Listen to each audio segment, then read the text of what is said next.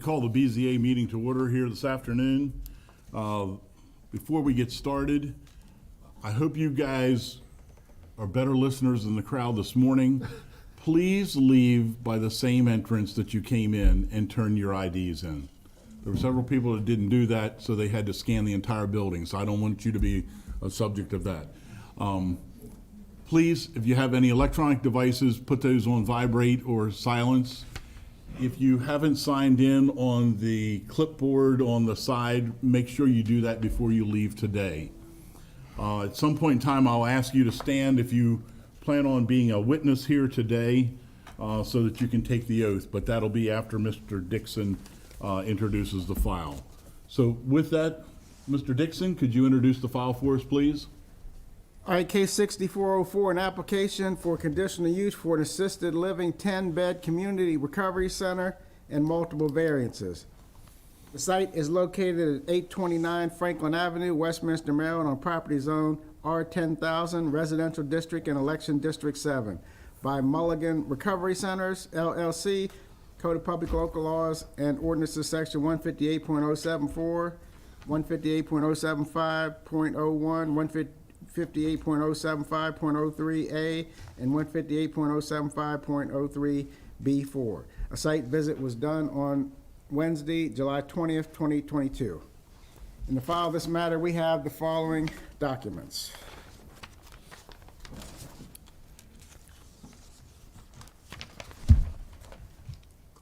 An August 28th, 2022 letter came in today from a Brian Clandaniel and Lillian Clandaniel. It says, placing the Mulligan Recovery Center in my neighborhood has already been contrary to the public interest of my community and has already created an unwarranted hardship on my community. My wife and I are adamantly opposed to the approval of increasing the capacity of this commercial enterprise and causing increased hardship of my community. This property is being used for a very specific purpose, and how that usage is still considered residential makes no sense to us. There's a July 21st, 2022 letter from Roberta J. Wyndham, Esquire, County Administrator, to concerned residents. It's a two-page document.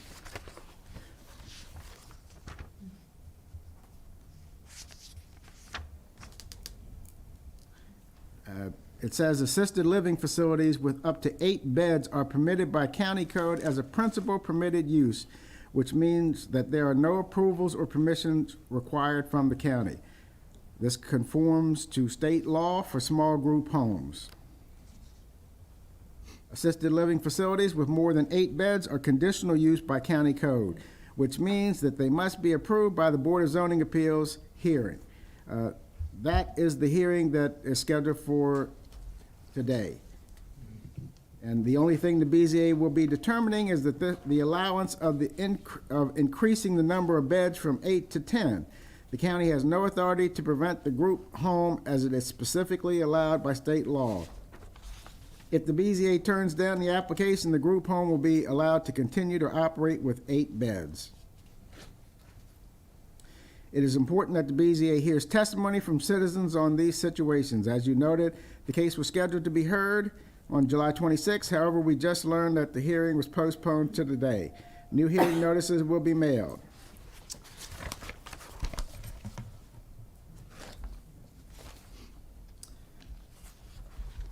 There's an email, July 21st, 2022, from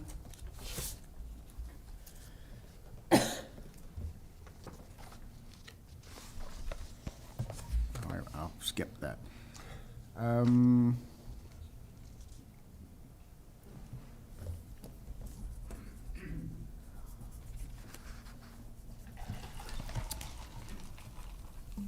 All right, there's a email from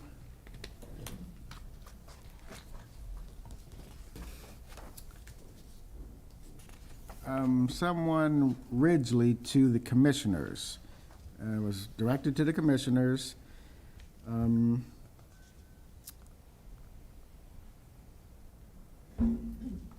Bottom line, our neighborhood has experienced several unfortunate transgression situations due to mismanagement of these group homes, which will not be tolerated. We have already experienced an increase in water, sewer, trash usage, potentially increasing our bills, increased traffic, vehicle and foot, and concerns for the safety of our homes.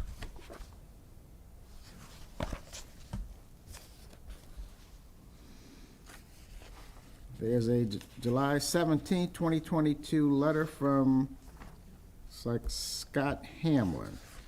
It's handwritten, 3 pages.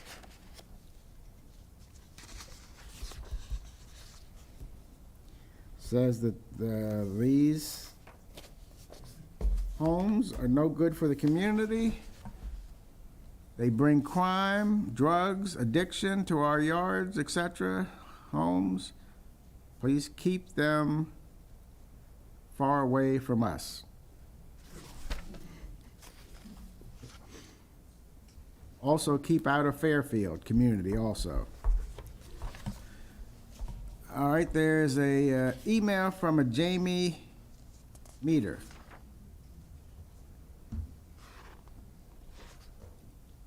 July 20th, 2022, 1 page, longtime resident of Fairfield neighborhood of Westminster.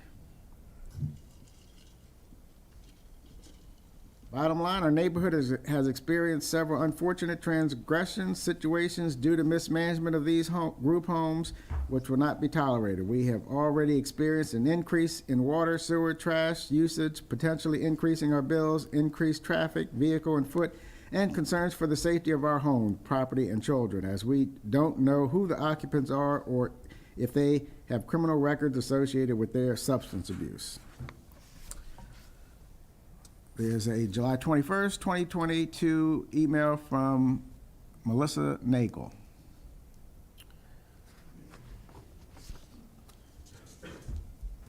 It's got that same paragraph with bottom line.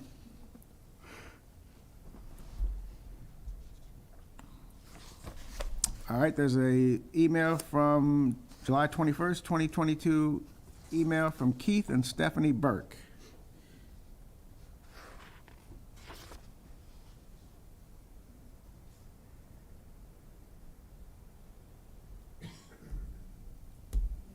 Presently, we, the Burke family, live directly across the street from one of these all-male homes. We have a 3-year-old son who dearly loves to play outside, but we find ourselves constantly restricting the time we allow him to spend in our front yard due to fear for his safety. We have personally witnessed a rotating pool of residents at this particular home, with visitors coming at all hours of the night to this location. We don't know who the occupants and visitors are, or if they have criminal records associated with their substance abuse. However, we have observed that many wear ankle bracelets that seem to indicate some type of criminal history, something that is obviously very concerning for a young family like us. Additionally, our entire neighborhood has experienced several unfortunate transgression situations due to mismanagement of these group homes. We have collectively experienced an increase in water, sewer, trash usage, increasing our bills and the traffic, vehicle and foot on our street. There's a July 20th, 2022 email from Seth Reese. Got the same paragraph, bottom line, our neighborhood. There is a July 20th, 2022 email from Yvonne Zemensky. Same paragraph, bottom line, our neighborhood has experienced several. All right, there's a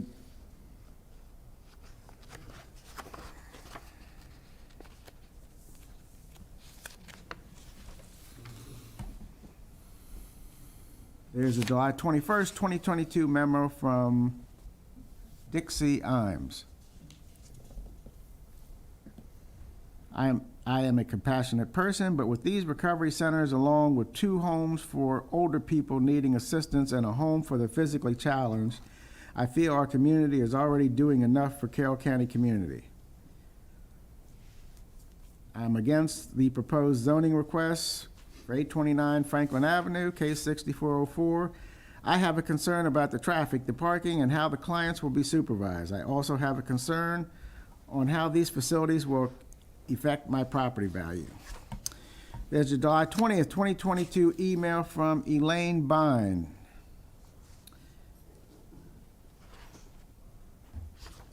It's a one-page email. Neighbors have voiced concerns about excess noise, screaming, dishes breaking, cars trolling the area, obscenities, disproportionate frequency of ambulance calls, one as recent as yesterday evening, drug sales on the streets, eroding safety, our children who live in close proximity to recovering addicts, some of whom may have criminal records.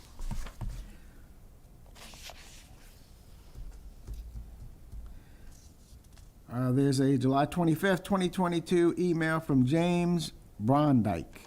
He owns a home on Fairfield Avenue in Westminster. This is one of the nicest and most stable neighborhoods in Westminster near Carroll Hospital. Recently, a corporate real estate investment company has quietly purchased several homes in our neighborhood and is leasing them to a drug and alcohol rehab management company. The house immediately behind me currently has a zoning request for 10 adult men in rehab to occupy the property. Please don't let this happen. There's an email from a Rick Dorsey, July 25th, 2022. Says, see Justin Reddy's response letter. There's a July 22nd, 2022 email from a Jonathan Hammett.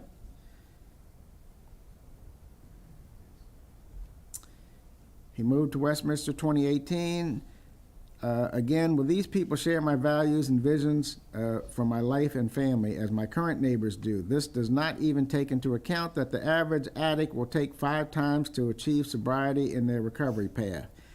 If they choose to end their sobriety while living in our neighborhood, that makes all neighbors' homes more susceptible to helping those people find the means to acquire their next fix.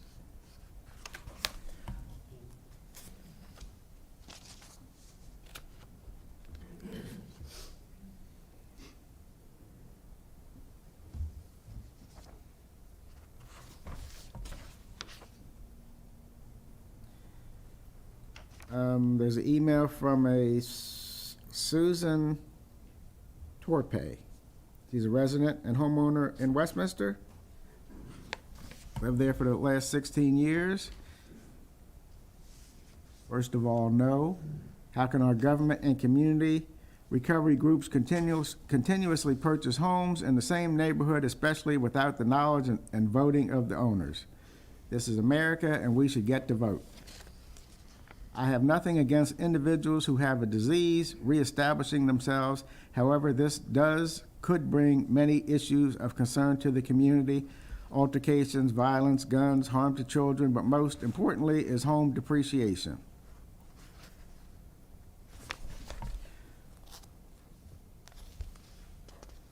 There's a August 15th, 2022 email from P. Ridgely.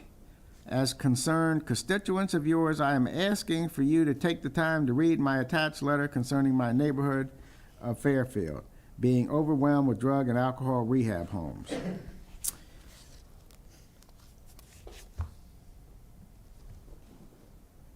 We have already experienced an increase of water, sewer, and trash usage and increased car traffic with cars parked up and down the street due to small driveway areas. There is also an increase in foot traffic with people walking the neighborhood and littering. I have noticed an increase in cigarette butts in my front yard when mowing that I never had issues with before. I again ask for your support to oppose these zoning changes and to join us in stopping any further advancement of these facilities in the Fairfield neighborhood of Westminster. That was Peggy Ridgely. There's an email, August 17, 2022, from Rick Dorsey to the board. In just the past 10 and a half months, an additional 3 homes have been bought by B Elite Properties, LLC, out of Hanover, Pennsylvania, and then subleased to Mulligan Treatment Centers, LLC. These houses that Mulligan Treatment Centers, LLC, is subleasing are extensions of their substance abuse treatment center business located on Main Street in order to house their patient population overnight. Additionally, we have had some concerning criminal activity related to these business establishments operating here, with 2 recent arrests happening in just the past 2 weeks, not to mention ambulatory calls that are a regular occurrence.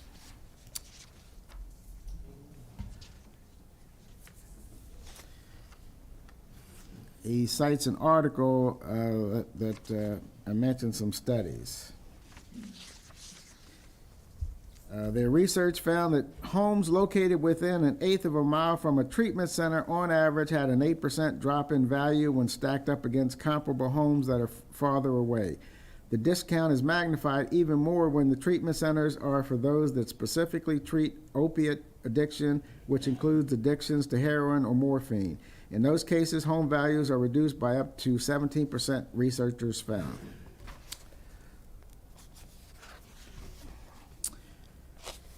There's an email from Carol Sullivan.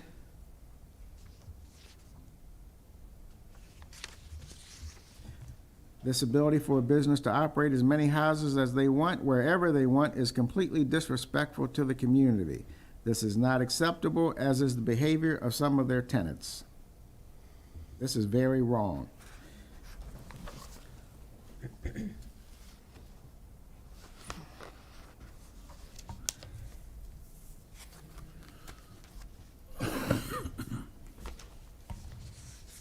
To whom it may concern, a typewritten letter came on August 29th, 2022. We do not need any more of this coming into our neighborhoods. I moved from Baltimore County to get away from the immediate danger of drugs and crime, not to have it move right into my neighborhood. We, as your constituents, we expect and demand common sense zoning practices to be adopted countywide for neighborhoods like ours without HOAs, and the safety of group home patients, as well as for the existing homeowners who live in these communities, to come first. We look forward to gaining your understanding of our situation and your support on this issue. Concerned constituents and outraged homeowners of the Fairfield and Alta Vista Development Subdivisions, Westminster, Maryland. There is a August 22nd, 2022 letter from Delegate April Rose, Chairwoman, Carroll County House Delegation. She's writing to request that your opposition to case 6404 to be heard at a public hearing with the BZA. Applicant Mulligan Recovery Centers LLC intends to repurpose a brick rambler located at 829 Franklin Avenue into an assisted living 10-bed addictions recovery center. This property is zoned residential and not intended for business use. For such addiction, sober houses already operate in the Fairfield community. If approved, there will be 5 such facilities in this community. To say folks living there are worried, scared, and on edge would be an understatement. My office has received numerous emails of late from residents of the Fairfield community stating their strong opposition to Mulligan's endeavor. They are uneasy with the intent of this facility and its less than desirable impact on their stable, established, and secure place in rural Carroll County. Increased traffic on foot and cars coming and going at all hours, a potential for disruptions and drug deals, their children's welfare, substance abuse issues, overdoses, and whether or not the inpatients have criminal backgrounds top a list of growing concerns. Decreased property values are imminent. All right, then there's a notes about the site visit from the board members. There's a July 21st, 2022 letter from Derek J. Baumgardner, for attorney for Mulligan Recovery, to the board.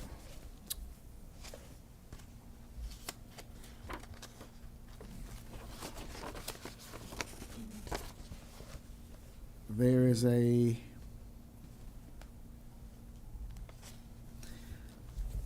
it's a letter received July 25th, 2022 from Senator Justin Reddy. This group of residents have expressed concern about an aggressive property management firm based out of Pennsylvania, B Elite Properties LLC, incorporated in PA in October 2019, that is purchasing homes and then contracting with Westminster-based Mulligan Recovery Center LLC. a sober living recovery center to establish drug substance abuse recovery center group homes in their neighborhood.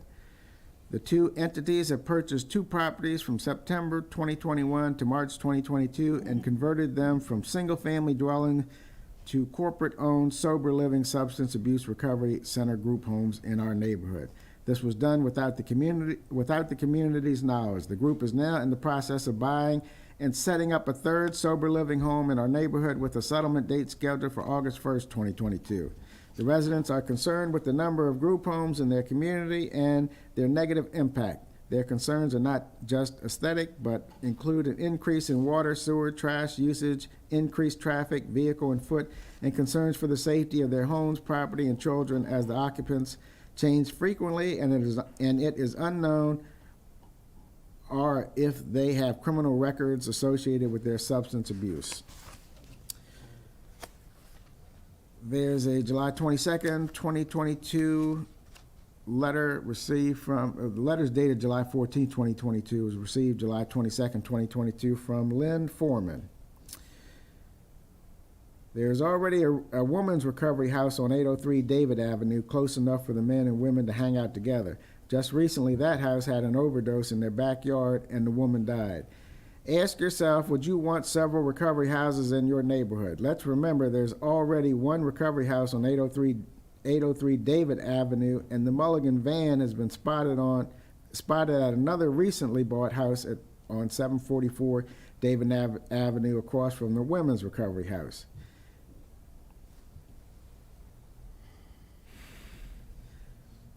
With that comes crime, theft, where it's convenient, which would be nearby houses, faster traffic through the streets with non-concerned drivers, and drug sales and drug use right next door. This is not the environment they bought into and not a good one for raising children long term. There's a July 14th, 2022 letter from a Theodore Foreman. This is a residential neighborhood, and it should not be turned into a commercial enterprise for Mulligan Recovery Services. They may profit from it, but the homeowners around will lose property value at a minimum and potentially much more should a resident start using again, which is likely to happen.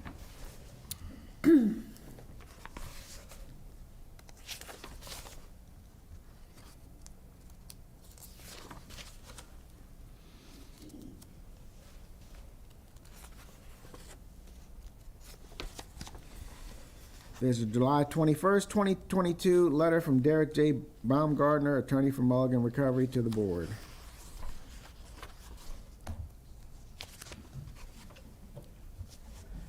There's a received July 20th, 2022 letter from Craig Opat.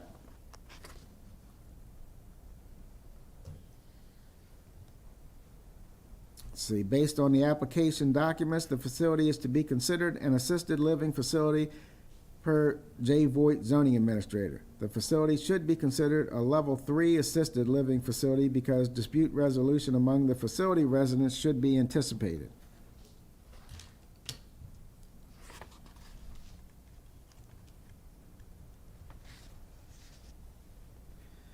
The board should be assured by the applicant that the facility will be brought into code conformance for a level 3 assisted living facility. The neighborhood has several existing group homes, one of which is a good neighbor, the others not so much. Frankly, we wouldn't be having this issue if the existing facilities were good neighbors. I believe that the neighborhood of the proposed property and future similar properties would like to have good neighbors and be good neighbors. To this extent, I have proposed a dispute resolution process to facilitate neighborliness as an attachment. An action requested, I recommend that the board deny the petition before it based on the inadequacy of the application.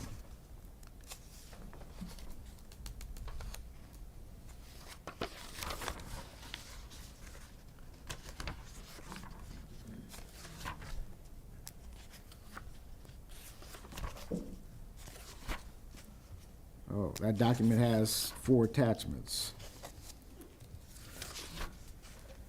All right, there is a response to Joe Vance's request to various state and local agencies from Abigail Rogers, a comprehensive planner.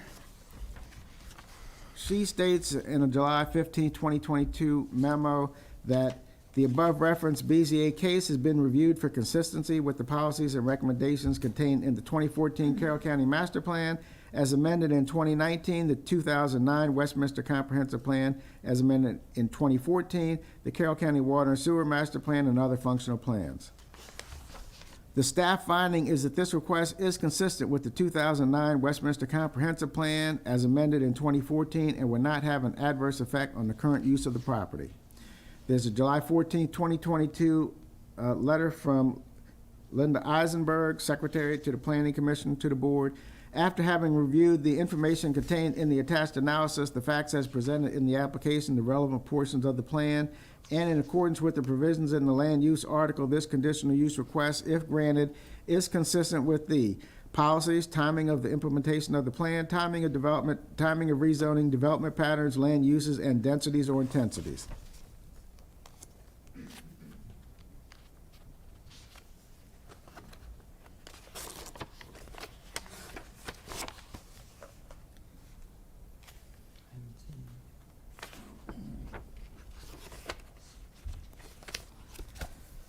There is a response to Joe Vance's request to various state and local agencies from Thomas Harris, permits and inspections. A change of use permit for the change of occupancy classification from residential R3 to residential R4. Notice of public hearing for this case was in the newspaper.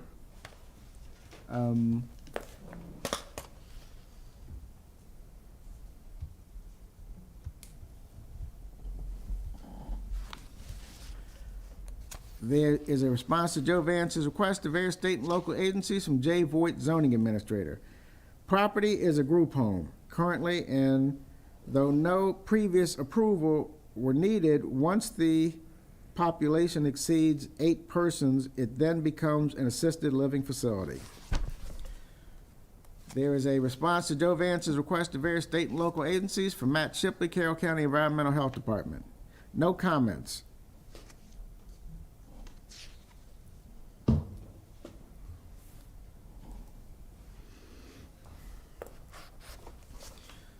There's a response to Joe Vance's request to various state and local agencies from Janet O. Mira, Bureau Chief, Resource Management. No comments. Hearing notice was posted by Scott Robinson on June 29th, 2022. Zoning Inspector. There is a response to Joe Vance's request to state and local agencies from J.P. Smith Jr., Program Manager, Ag Land Preservation Program. This property is not in ag preservation. This office has no comments at this time. There is a response to Joe Vance's request to various state and local agencies from Laura Mateus, Bureau Chief, Development Review. A site plan shall be processed in accordance with Chapter 155.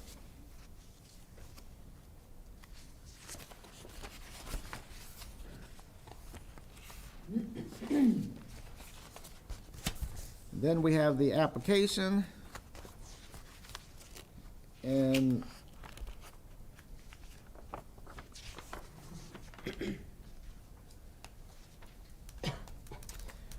I would ask that the file be entered into evidence. So moved. Do I have a second? Second. All those in favor of moving the file into evidence, say aye. Aye. All opposed, no. The motion carries. Before we get started, there's a lot of faces out there that have never been before this board, and let me attempt, and the key word here is attempt, to tell you the procedure that we're going to follow here today. The applicant in this case will have their opportunity to give an opening statement. Both attorneys will have the opportunity to give an opening statement. Then the applicant will call witnesses, I'm assuming, and after each one of those witnesses are finished with their testimony, you can go to the microphone and pay particular attention to this. You can ask them questions of their testimony. I promise you there will be an opportunity for you to give your own testimony later in the process. So after the applicant is through with their witnesses, I don't know whether Mr. Luzuriaga is going to have any witnesses or not. The same process goes there as what the applicant's attorney went through. And like I said, after that, I promise you, you will get the opportunity to give your testimony. So when you go to the microphone after any of these people testify, please, questions or testimony only, okay? It'll help the process speed along. Before we get started, if you plan on testifying here today, could you please stand and raise your right hand?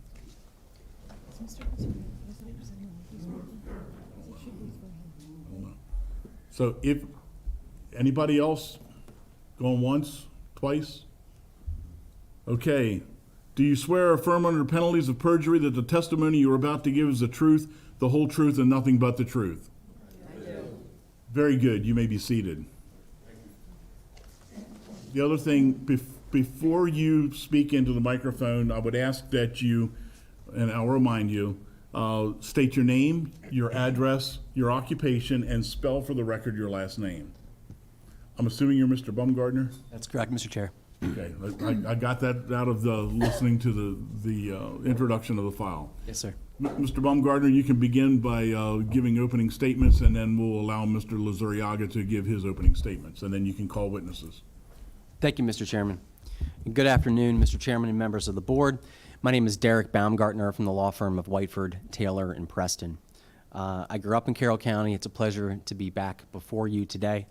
It's nice to come home. Spell for the record your last name. I'm sorry, it's Baumgardner.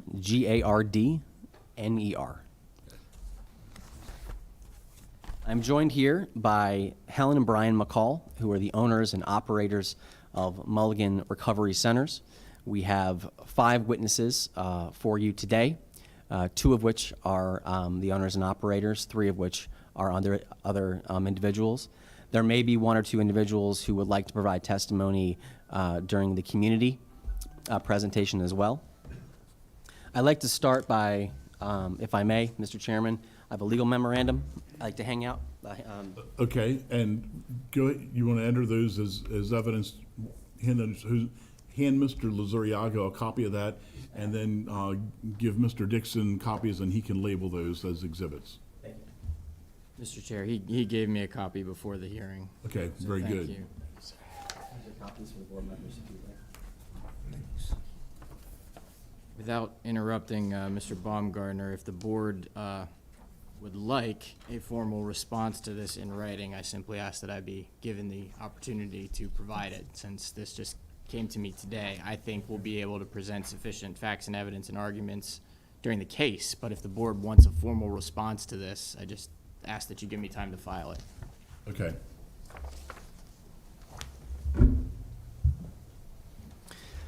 And Mr. Chairman, what I've just handed up is a legal memorandum. It simply contains the basic information with regards to the application, the conditional use standards, the variance standards. I don't think it's a proper exhibit. It's merely legal argument, and certainly I would have no objection at all to Mr. Luzuriaga being given the opportunity to submit something in writing in response to that memorandum. We will, Mr. Dixon is going to label that, and we will accept that into evidence. Thank you, sir.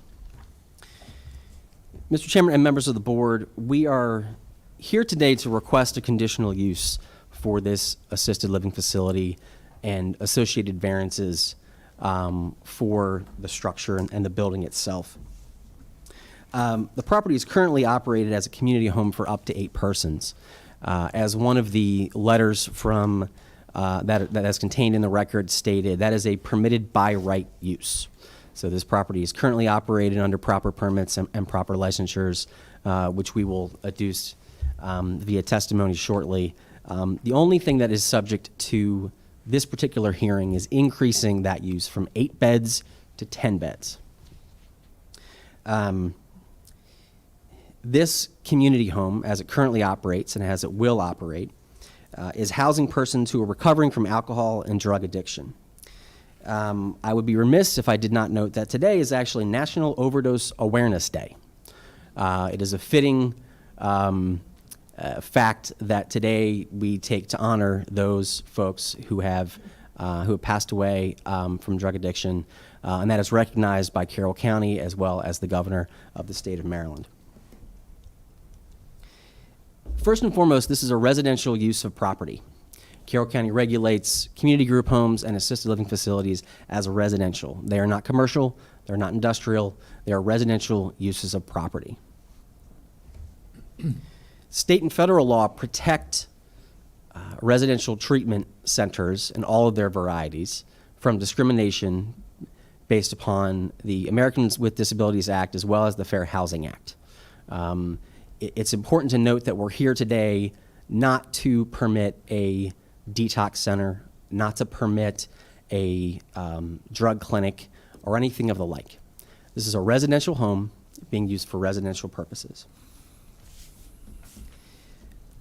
I also want to point out very briefly that there seems to be a bit of a conflict between state law and the Carroll County Code.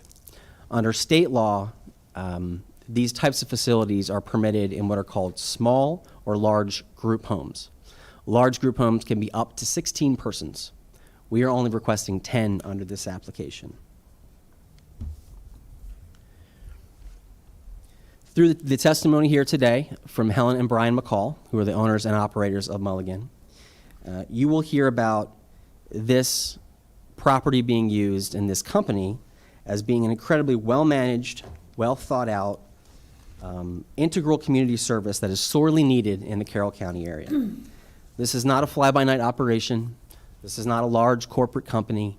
As I mentioned, this is not a detox center. This is not a methadone clinic. That is not the use of the property. It is not what we are requesting here today. In fact, what we'll hear today through testimony is that this particular property will offer what's called a level 3.1 service. Level 3.1 is one of the last steps before folks are reintegrated back into the community. You will hear this from our witnesses.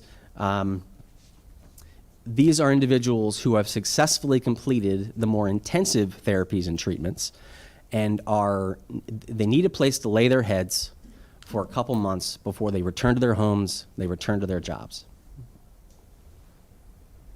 In preparing for this hearing, I spoke with a number of people in the addiction treatment community.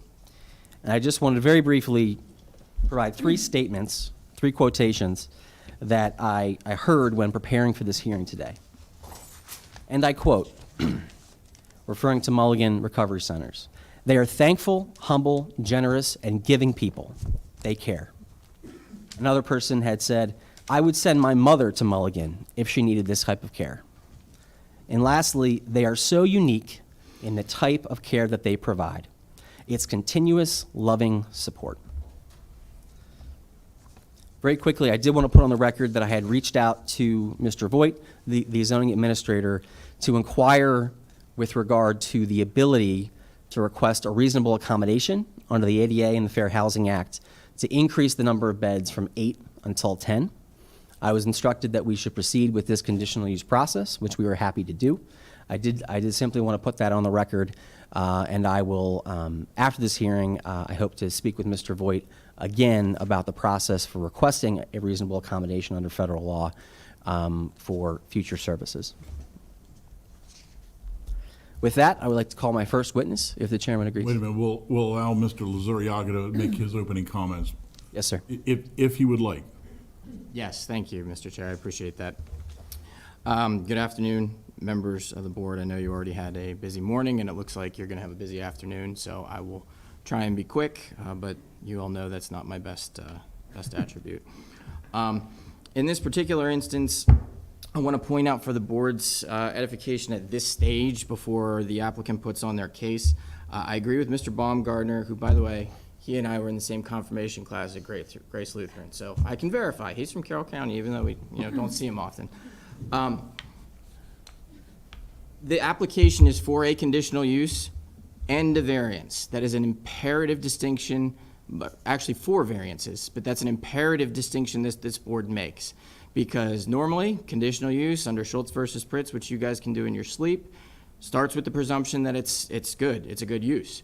If you need a variance to get to the conditional use, the favored status of the use is gone That is by case law in the state of Maryland. Two specific cases that I will refer to later on, most particularly Cromwell versus Ward. That's a 1995 Court of Special Appeals decision. Mr. Dixon, that's reported at 102 Maryland App 691. And then a case that came right after that on the heels of it, Chester Haven Beach Partnership versus Board of Appeals for Queen Anne's County. That's a 95 Court of Special Appeals decision reported at 103 Maryland App 324. So those basically stand for the proposition when read in tandem. The variance process, if you need it for a conditional use, comes first. The process for the variance is the lot where the property, where the use is sought, is it unique in attributes that are unique to itself, different from anywhere else in the zone or the neighborhood, due to geography, topography, water, mineral rights, anything like that? And is that uniqueness to the disadvantage of the applicant to the point where the code applies to them differently than everybody else in the area? I think after you hear the close of the evidence in this case, you'll find that's simply not the fact. The subject parcel in this case is in a platted subdivision. It's not different from anybody else. So if you cannot meet the uniqueness test, the variance analysis ends. If you need a variance to get a conditional use and the variance fails, the conditional use fails as a matter of law under the second case that I cited. I probably should have been more forward with whom I represent. You folks all know me, and I haven't spelled my name for the record. I'm Matthew Luzuriaga. That's Luzuriaga. My three clients, despite the number of people in this room, are Katie Townsley to my left, your right. Rick Dorsey, you've heard about two letters that he wrote that have made it into the record at this part. He is seated in the audience. And a lady named Cecilia Alcorn, who's unfortunately not present here today.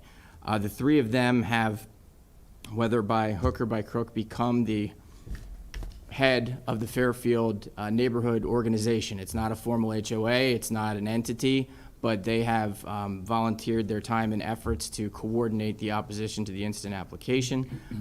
So certainly the room is filled with plenty of people who are aligned with them in terms of their ultimate desire that this application not be granted. But I do want to make that distinction. I do not represent everybody in this room. The reason I want to say that, in light of some of the comments that have made it into the record, is I do not want anything that might be seen as this board as potentially incendiary or maybe just a fundamental misunderstanding of the term commercial when used in zoning versus everyday parlance. You folks see more than anybody else the number of people who are surprised that a business that can actually take money out of their operations can operate lawfully within residential districts. So some of the things that have made it into the record reflect the lack of public understanding on that. So I think what you will hear from my witnesses directly and the evidence that I'm able to adduce through the applicant's witnesses are that not only can they not meet the variance standard, but say for the sake of argument, and there's one or two creative ones to be made here under state and federal law, that you don't need variances. I think, based on the evidence that you will hear in this case, the conditions that you're required to evaluate under the county's code, the 11 enumerated conditions, you will be satisfied that this conditional use application even fails the Schultz versus Pritt standard in this particular neighborhood. So I ask you to keep those ideas in mind, and I wish you the best of luck with the patience and all that you're going to hear in this moving forward. Thank you. Mr. Baumgartner, you like to call your first witness? Thank you, Mr. Chairman. The applicant will call Helen McCall.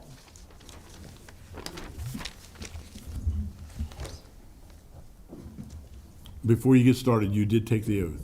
I did. Okay, very good. Please state your name, address, occupation, and spell for the record your last name. My full name is Helen McCall, MCCALL. My occupation is Vice President of Operations of Mulligan Recovery Centers, co-owner. And the address of the business is 299 East Main Street, Westminster, Maryland, 21157. Thank you. Thank you, Ms. McCall. Please describe your role at Mulligan Recovery Centers.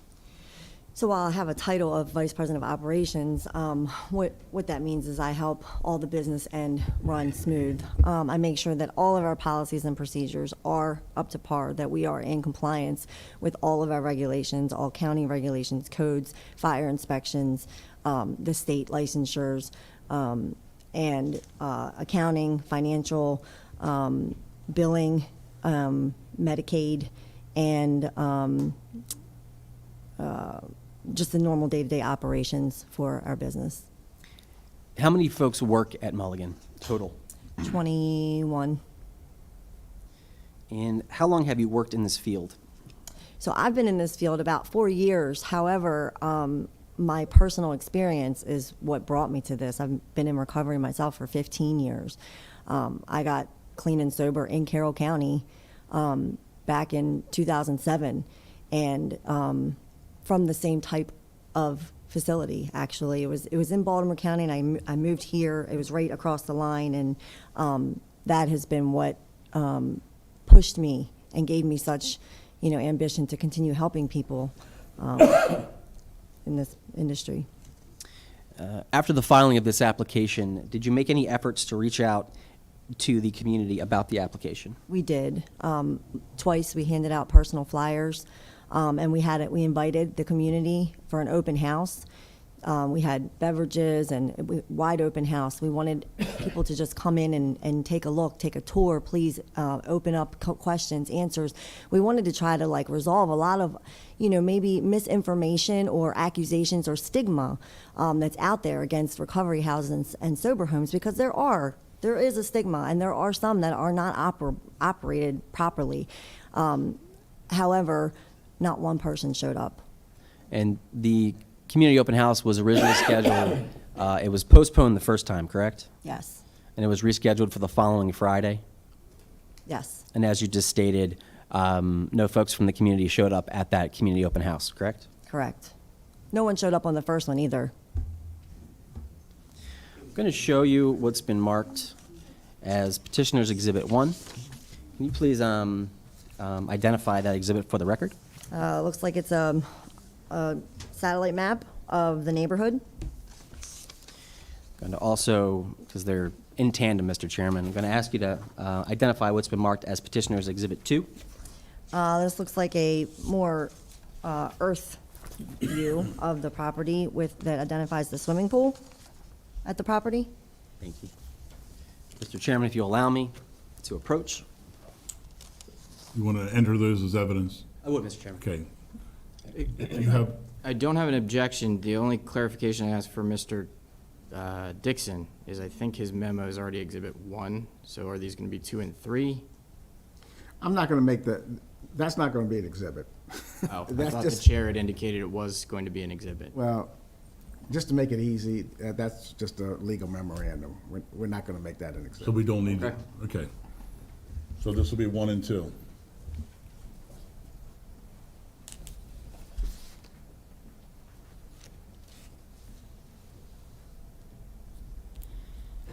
And we'll accept those into evidence. Thank you, Mr. Chairman. And members of the board, these are simply Google Maps. The first is a broader view showing the community in context, what's around it. The second is merely a satellite view of the same image, drilled down a little bit to show the property, the contours, just to give the board members an idea of the community and the neighborhood. Ms. McCall, what is 829 Franklin Avenue currently being used as?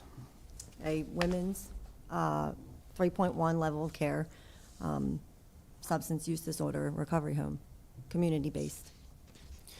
And I'm going to show you what I've marked as Exhibit number 3. Can you identify that exhibit, please? Yes, this is a copy of our state licensure that shows that we have been state licensed, and which goes based off of CARF accreditation for the 8-bed for 3.1 level of care. Mr. Chairman, I would request that that's be admitted. Okay? No objection.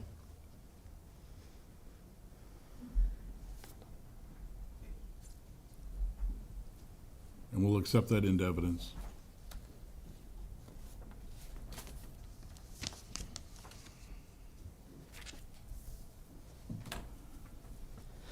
Thank you, Mr. Chairman.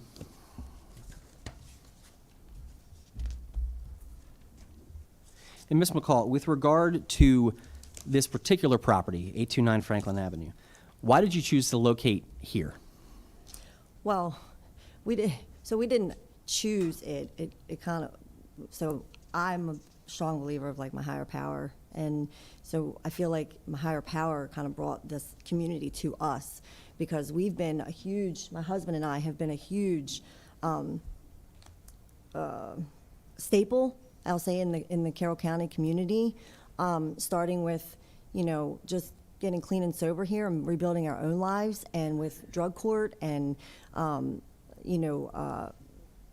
the health department we have, and other, entities that we've been a huge part of during our entire 15 years of recovery. And so when we went into this 3 years ago, when we opened our first sober home, we had no idea, how many people we would actually impact and how much people we could actually help save, like us.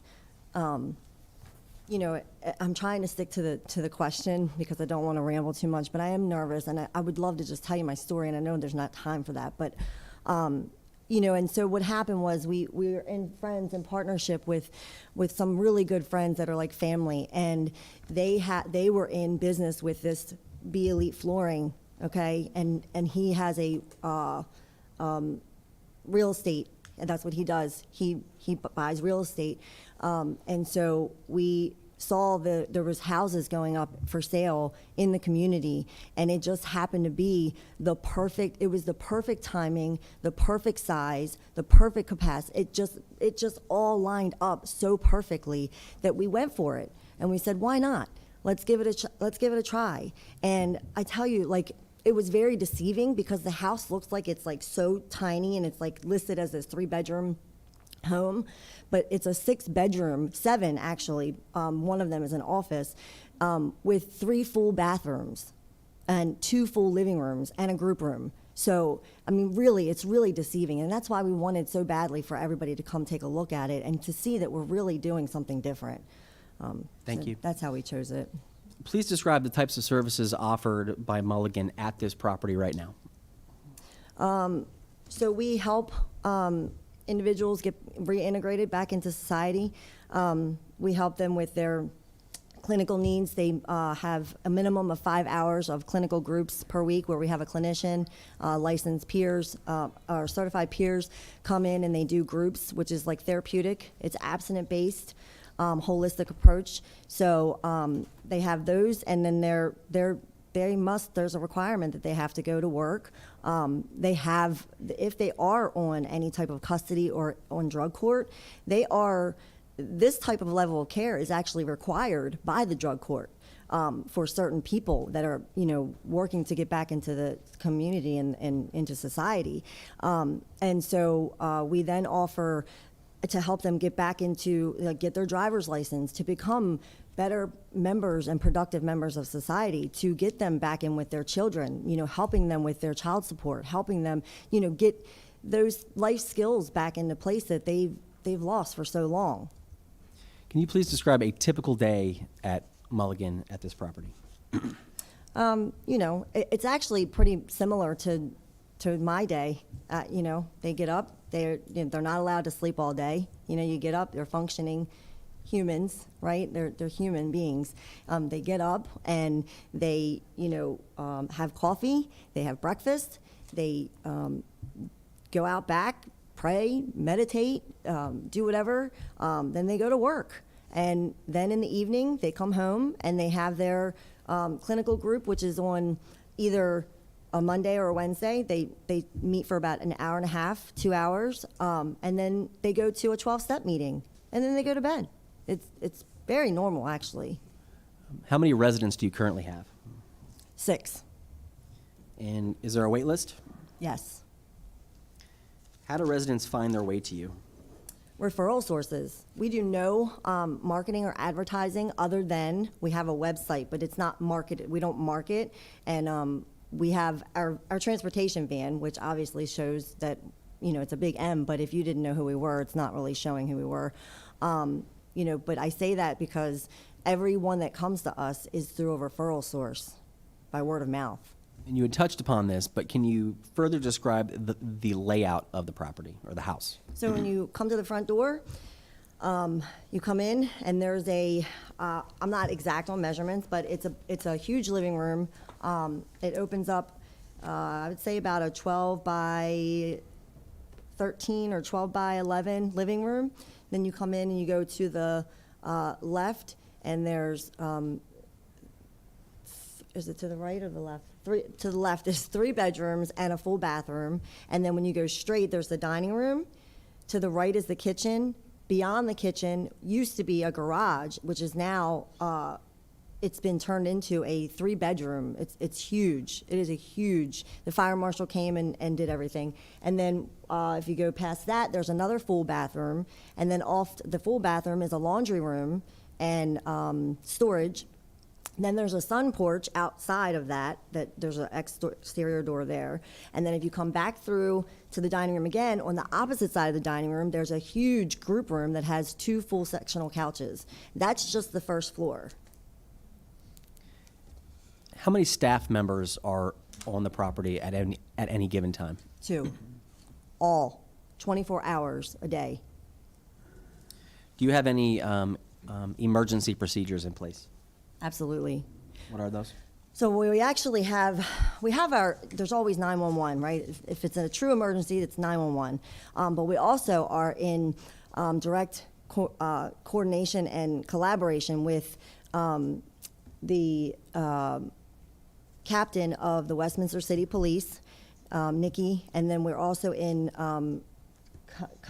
direct coordination with the sheriff, with the district police. And they have given us their personal cell phone numbers in addition to their direct numbers at their locations, that if we ever have any issues whatsoever, they're just a phone call away. And they actually monitor a lot for us. Ms. McCall, have you ever received a notice of violation, a citation, anything of the sort from any county or state agency with respect to this property? No, we had we do have the water and sewer application that's pending, so that's the only thing that's pending. No citations for trash in the front yard, No. uncut grass? No, and all of that is paid privately. You had mentioned this, but do you currently own or lease this property? We lease. And as part of this application, are there any interior or exterior renovations that are proposed? No.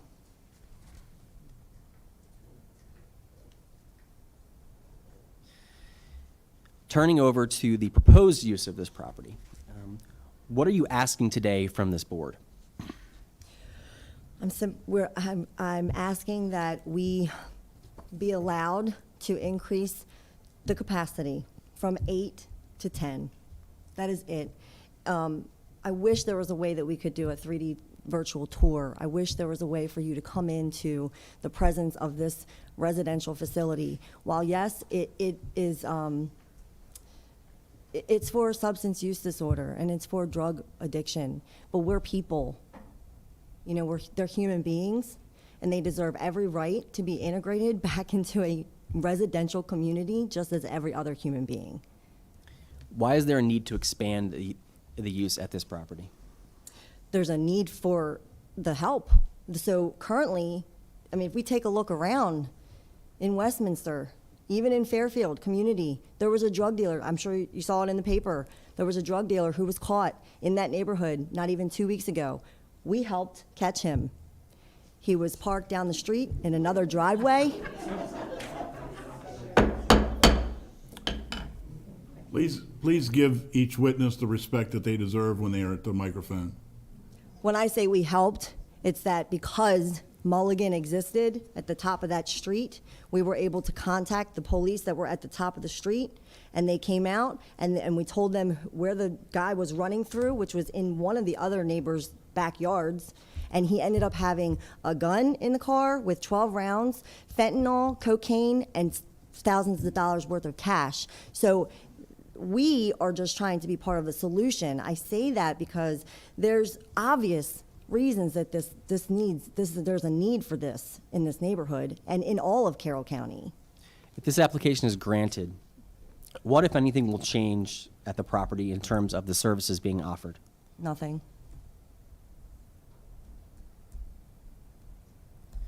In your opinion, is the property large enough to accommodate 10 persons? It's more than large enough. The particular population that you serve, are they male or female? They're female. Your current residents, can you give a general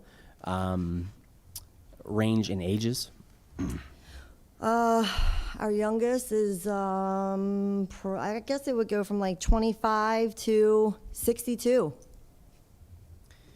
And we have another witness who will go into this with a little bit more detail, but can you just very briefly describe the level of care for this particular facility? It's a 3.1 level of care, which is a community-based, community housing, halfway housing for substance use disorder.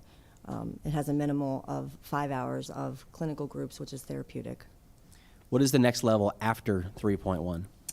Intensive outpatient typically is a continuum of care.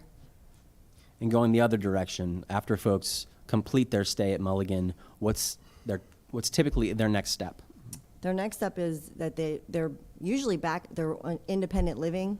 They're in with their families or, get back onto their own. They usually are in with their children and reunite. A lot of times, sometimes they're not reunited and sometimes they are. But that's usually what happens next is that they go back into normal, everyday living. My next to last is, can you please identify this document that I marked, I believe, as exhibit number 4, Mr. Dixon? Oh, yes, this is a letter of support from Prince George's County, the Judicial Circuit of Maryland for their it's problem-solving courts. And what this is it's a letter in support. If I could just read it, it says, I'm currently employed by the Prince George's County Circuit Court as a case manager for Adult and Drug Court Program. I have mutual clients with Mulligan Recovery Centers and have been working with them since November 2021. The staff is professional, responsive, and truly cares for the community that they serve. I've been there at their office located at 299, where I was greeted with a welcoming face and a clean, organized office. I have also visited the Female Recovery House located at 829 Franklin Avenue. The house is quiet, clean, organized, and well-maintained. The recovery houses have rules in place that allow residents to have safe and peaceful environments. The rules also create a safe and peaceful environment for the community. Mulligan Recovery Centers helps residents with their substance use disorder and mental health needs, but also teaches life skills such as budgeting and cooking. The structure of Mulligan Recovery Centers allows for residents to be responsible members of the community. The drug court clients that I have referred to Mulligan have great success in the program. I do not have any concerns about the practices that they have in place. I will continue to refer drug court clients. Mr. Chairman, I would like to request to submit this in evidence. Okay. No objection.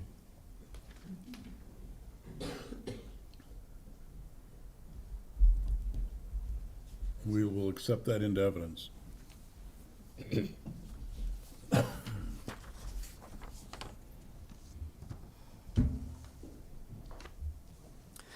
And finally, Ms. McCall, was there anything else that you would like to tell the board members here today about this application? Just that, I just hope that outside of opinions and judgments or any accusations or misinformation, I just ask that what is being heard is that literally we're asking for 2 more spaces to be available to help 2 more women to possibly get back into an integrated community that they're not. We are not asking for society to continue to look at us as criminal sex offenders. We have policies in place. We are run different. And that it's been my own experience that had this type of level of care not been available, I probably wouldn't be here right now. And my story is that, I've been able to stay clean and I'm still actively involved in community service and a service to my 12-step fellowship for 15 years. I just celebrated 15 years of recovery. of total complete abstinence, not one drink, not one drug, for 15 years, a day at a time. And I ask that that opportunity be allowed for 2 more people in an area that obviously is saturated and publicly populated with addiction and substance use disorder. I could go on for hours. Thank you for your time, and I appreciate. Thank you very much, Ms. McCall. I believe Mr. Lizarriaga will have a few questions for you. Mr. Luzuriaga, I'll allow you to ask questions first, and then we'll go to the audience. Thank you, Mr. Bale. Ms. McCall, congratulations on your 15 years. Thank you. You're asking for the board to consider 2 additional residents to receive help, is that right? Sure. Okay. But you currently can have 8 residents in this house, is that right? Yes. But there are 6 Yes. with a wait list. Yes. Why aren't you already helping 2 more people? So the wait list is based on when they're coming in, okay? So when they're at other levels of treatment, which is another level of care, which would be 3.5 or 3.3, which is a higher level of care, say Mountain Manor or Shoemaker or Right Turn, for instance, that are in Carroll County. A lot of those, they have discharge dates. So we don't bring them in. We can't bring them in until they're available to discharge. Okay. But there's other people in the community who would benefit from the bed right now. However, they're not at 3.1. Remember, this is a certain level of care. So if there are insufficient people in the community who require 3.1 level of care right now, why do you need more beds? For the people that are transitioning to the 3.1 level of care. So the people that aren't ready yet. Sure. Okay. You mentioned a he when you talked about somebody with B Elite flooring in Pennsylvania. Who's he? Brandon, Brandon who?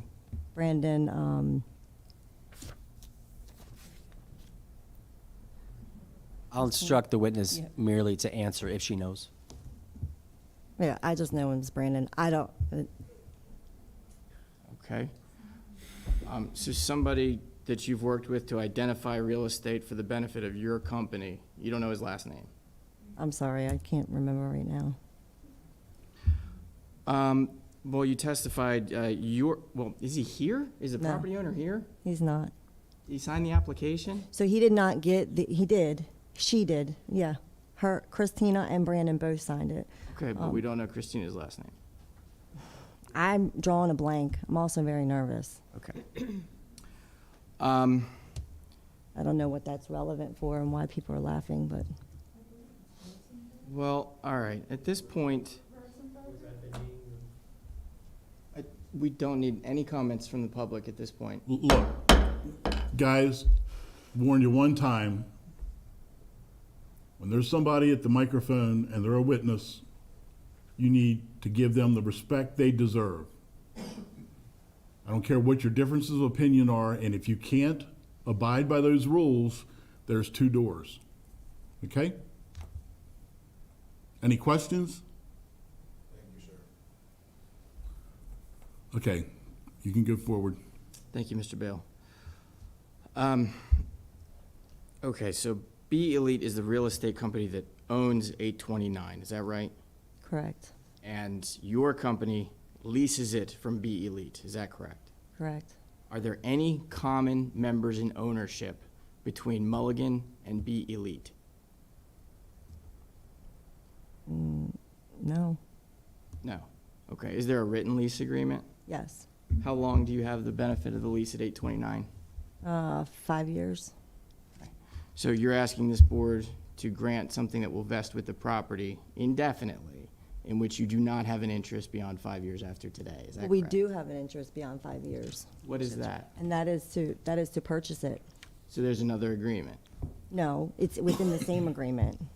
So it's a lease with a purchase option. You'd have to read the agreement. It's not, in layman's terms, yes. Our hope is that we would end up purchasing the home ourselves. Do you know if B Elite is a for-profit entity? Sure. Does it have any connections to Carroll County, Other than us, not that I'm aware of. other than your company occupying their real estate? Sure. Okay. Let me ask you about your company. How many members does your company have? 5. And do they each own 20% interest? No. Okay. How much, if any, do you own, ma'am? 10. Is there a specific authorization in your operating agreement or a document somewhere that authorizes you as a 10% owner to testify here today on behalf of the LLC? Mr. Chairman, I would, I think we're going to be, I'm assuming Mr. Baumgartner is going to be calling more witnesses that have a stake in this. Would that be a correct assumption? that would be correct, although I don't really see the relevance of the line of questioning, however. Like, we're here for a conditional use and a variance application, so the inner workings of the business that happens to hold the real estate, I don't really think is relevant for this board. I would agree. I would agree with that. May I be here briefly? Yes. It's not necessarily the inner workings, but at this point, what's been testified to before this board is the property owner maybe signed the application, but nobody knows who it is. The witness is representing an entity that's signed as the applicant here, but she's testified there are 5 members, and there has not been any direct testimony elicited on behalf of the applicant. I'm authorized to do this. I'm curious if there are 5 other members that own 90% of an interest, do we have anything that satisfies the fact that this has been adopted? Has this been brought up? Has this been authorized? If Mr. Baumgartner, would you like to respond? I would, simply because if there's an operating agreement, which is not required under Maryland law, it's certainly not part of the record. There's no document that's part of the record with regards to the operating agreement of the company. And again, I feel like there may be some legal avenue to challenge that entity, but it's certainly not before this board. I mean, my understanding, of land use law in the state of Maryland and under Carroll County Code is that we're here for the particular use of property, and whether or not that use of property falls within the code requirements for conditional use, and in this case, a variance. So whether or not, multiple members have a certain percentage share of an LLC, whether or not the business authorized might be a private cause of action, but simply is not relevant for this board here today. Her testimony as the manager of there is good enough for me. I don't think we need to know what percentage anybody owns in that. Very good. I'll move on. Ms. McCall, is Mulligan a for-profit entity? Yes. We also have a nonprofit. What is that? We have a nonprofit at the Carroll Community Foundation. Does it have anything to do with the use before the board here today? No. What's the name of that? Mulligan Sober Homes. Okay, so that's separate. All right. How do your residents, do you call them residents or clients? Residents. Residents. How do your residents pay for their stay? They are Medicaid. Okay. Is the state part or the federal part or both? It's state. So is it a uniform fee which your company gets for each resident, depending on how long they stay?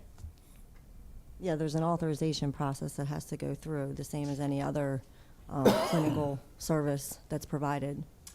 But that's to cover it. It doesn't change the amount that your company receives, is that right? Basically, whether the resident can stay there or not, and whether or not Medicaid's gonna pay for it? I need you to rephrase the question. Sure, you said there's an approval process.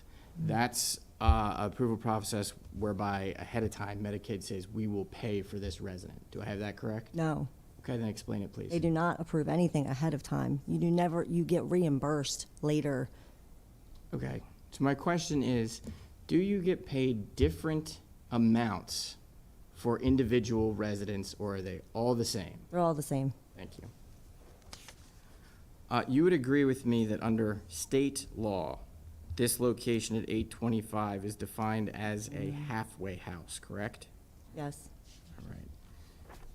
And you'd agree that under the Health General article, multifamily dwellings are synonymous with large halfway houses. Is that correct?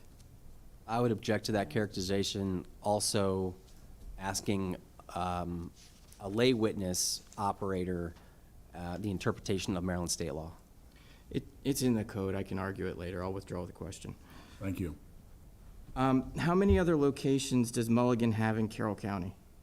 3, 4, potentially 4. Answer the question as of I'm sorry. today. As of today. 3. 3.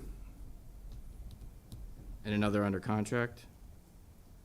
Yes, but it's office location. How many of those 3 locations are within the Fairfield neighborhood? 3.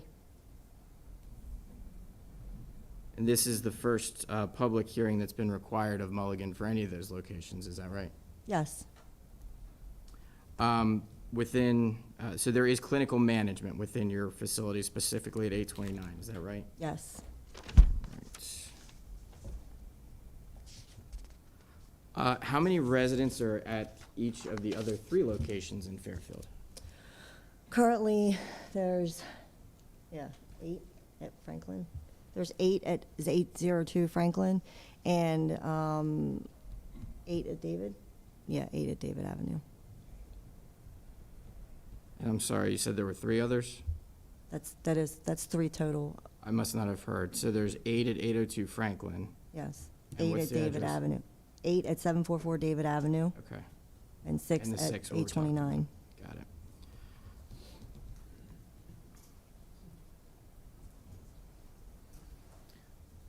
How many arrests have been effectuated at any of your company's properties in the last 12 months? An arrest at the location, Sure, where like somebody came and arrested somebody? yeah. None. How many of your residents have been arrested in the neighborhood in the last 12 months? In the neighborhood? Yes. For us, none. Not for Mulligan.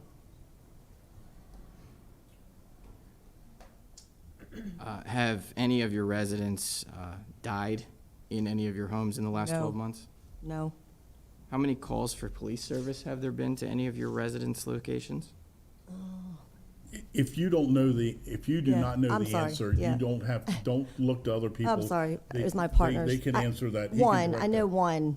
Okay. She had a DUI, was one. And Mr. Baumgartner asked you, you've not received any citations regarding trash from any of the locations, No. but specifically 829. Have you received any complaints about the amount of trash generated there? No, Have you ever utilized the services of anybody other than a regular trash company to take away trash from that premises? no. I mean, my husband's pickup, when we cleaned up yard stuff, yeah, but that's totally legal. You can take stuff to the dump. I'm not suggesting it's not, ma'am. I'm just trying to provide some clarity for the board. And your testimony earlier was there are 2 staff members there 24 hours a day? Mm-hmm. Do they rotate? So is it, okay, so is it a total of 4 for each location or more? No, we're talking about 829 Franklin Avenue. Ma'am, my question is if you have 2 staff members that are there, and there are always 2 members there at 24 hours in the day, do I have that right? Yes. Okay. There, So are there at least 4 that rotate over the course of a 24 or 48-hour period? I have to defer to my other partners on that testimony. I'm operations, I'm not in the clinical piece. Okay. So you can ask future witnesses, Mr. There's plenty of Lozeriano. other partners that deal with that. Okay. I'm sorry, your testimony is staffing is not operations? It is operations, Okay. not for housing.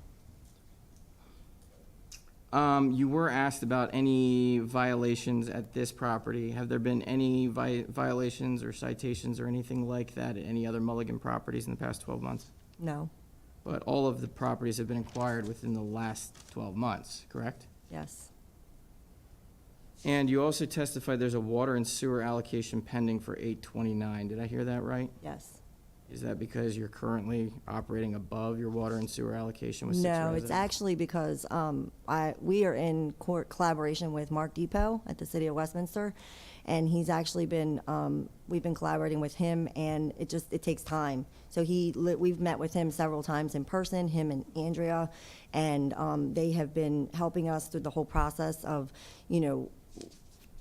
there's a whole bunch of things that go into place when you request these type of things, and because it was a residential area, now that we're asking for the assisted, you have to request the water allocation, but we're not over the usage as of yet. So he has not violated us in any of the buildings that we're in. Do all the other locations have appropriate water and sewer allocations? Yeah, I mean, to our knowledge, until Mark says we don't.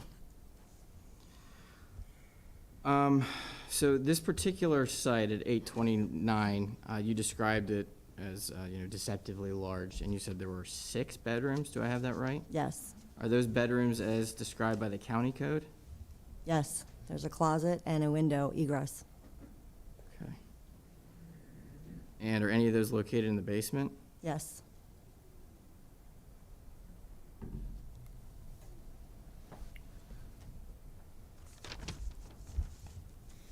At 829, since you started operating, what is the maximum number of residents you've had there? 8. And what steps, if any, have you taken to ensure the safety of the neighborhood around 829?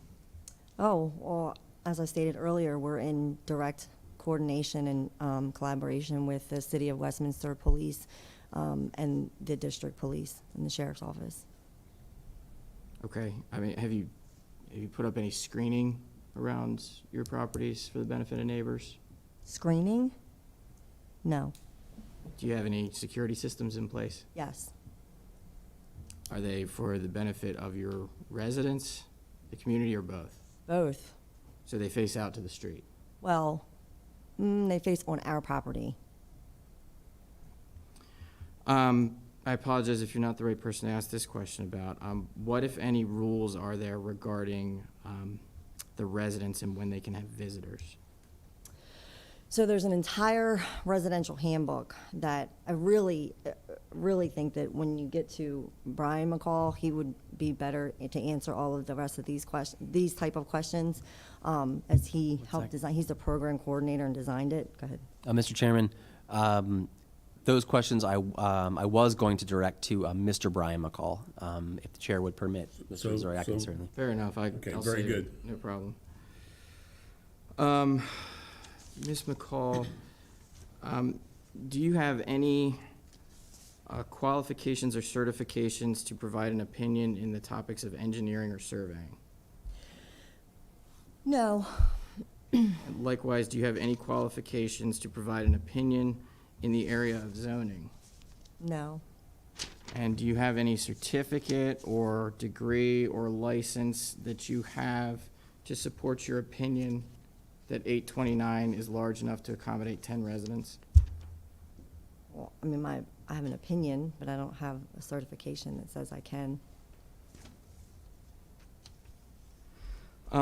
Exhibit 4 that was entered, the letter from the drug court coordinator for Prince George's County. You know what I'm speaking about? Yes. How many of your residents currently come from Prince George's County? Currently, 1. Yeah. Sorry. Sorry. I really should just defer the question. Sorry. Are the balance from Carroll County? They're all over. They're from all over the state? Mhm. Okay. Do you know if you have any residents at 829 right now from Carroll County? Yes.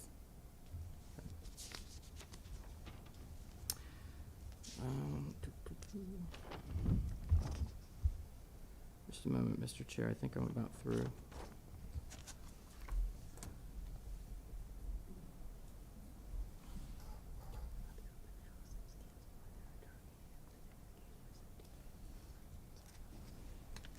That's all I have at this time. Thank you, Mr. Chair. Okay, at this point, you can go to the microphone and ask questions of Ms. McCall's testimony. And again, it has to be a question, not a comment. If she gives an answer that you don't agree with, go to the next question, okay? I don't want you debating her. Ask her questions of her testimony. So go to the microphone. I'm assuming you've been sworn in, sir? Yes. Okay, very good. Name, address, occupation, and spell for the record your last name. My name is Craig Oppett. My occupation is project manager, and last name is Oppat. I live at 618 Doris in Westminster. Ms. McCall, you said that there are emergency procedures and other procedures and guidance documents for the facility. Are these the same as the other facilities in the neighborhood? Yes. And the counselors and staff members, they'll be dedicated to this one house, or will they be common among the houses? No, they're dedicated. They're dedicated, but they get the same training for each house, correct? It's a certification of a peer recovery coach and CPR. And you said previously there's 3 houses or 4 total? There's 3 in Fairfield, and there's 1 in Westminster on Main Street, which is part of our 299 office. So these facilities have the same ownership, the same management, and the same procedures, and at least 3 of them are co-located essentially in the same neighborhood. I would say that these facilities should actually be considered as one facility because they have all the same management. A question of her testimony. That's actual testimony that you can give at a later time, I promise you. Okay, very good. So the other question I have is there's 8 residents in the facility plus 2 staff member. That makes 10, correct? No. There's 8. No. So there's 6 patients and 2 staff? Or is there 8 patients and 2 staff? No. There's 6 clients. About 829 Franklin Avenue. Let's not worry about the other facilities. It was testified to, but it was asked in a question. Let's stick to what's at 829. So in asking the question, don't ask about the other facilities, ask about 829 Franklin, okay? So if you want to go ahead and rephrase your question, So my question at that facility, how many patients and how many staff are there? There's 6 clients, and there are 2 rotating staff. Okay, thank you. Okay? Anyone else have any questions of Ms.? Yeah, go to the microphone, sir. Same rules, questions of her testimony, and state your name, your address, occupation, and spell for the record your last name. Yes, my name's Jim Ellison, Ellison. I'm retired. I live at 308 Denton Drive in Colvilla, which is an adjoining neighborhood to Fairfield. And my question, I think Ms. McCall said she had an agreement with the city of Westminster to help with security. And I've lived there 50 years. We're not in Westminster. Our community is. Okay, but that's testimony, sir. No, What is your question? My question is, Fairfield is not in the city of Westminster, so how can the city of Westminster be providing the security? Can you answer that, or is that someone else's question? I can answer, well, so I think he's misunderstanding, first of all. I didn't say that they were the security. I guess if he's talking about Westminster City Police, I believe you said that you had an agreement with the city of not Westminster an as part of agreement, we security. work in collaboration with them, is what I And said. that was what she testified. I testified She that we works work in- in yeah, cool. collaboration and coordination with the City of Westminster Police, who is also, and we are also in collaboration and direct coordination with the district county police, the sheriff. Okay, but the city of Westminster, to my knowledge, has no Sure, police powers over where we live. sure. Okay. Okay? Unless, well, I'll just. Okay, anyone else have any questions of Ms. McCall's testimony?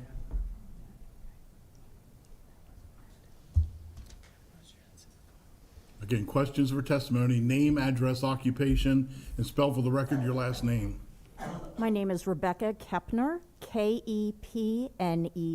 I live at 824 William Avenue.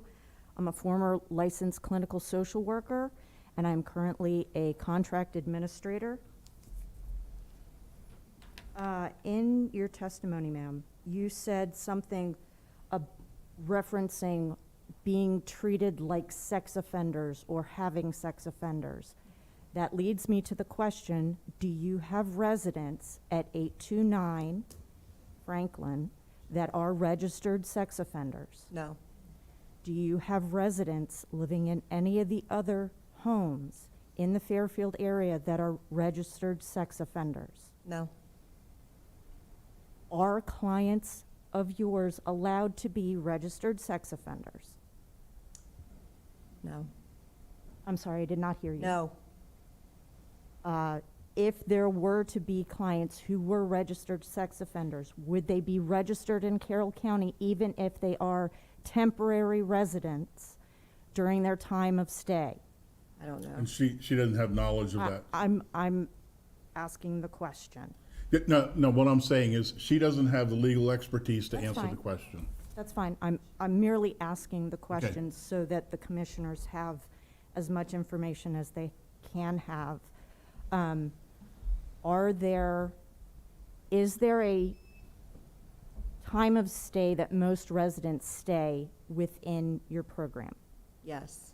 Could you please tell me what Well, that general time based on frame is? based on clinical necessity and authorization, it's based on, typically 3.1 is 6 to 9 months.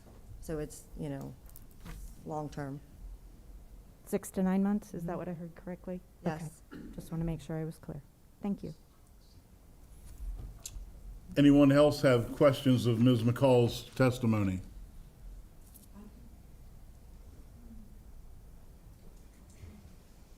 My name is Susan Blessing, and I live at 735 David Avenue.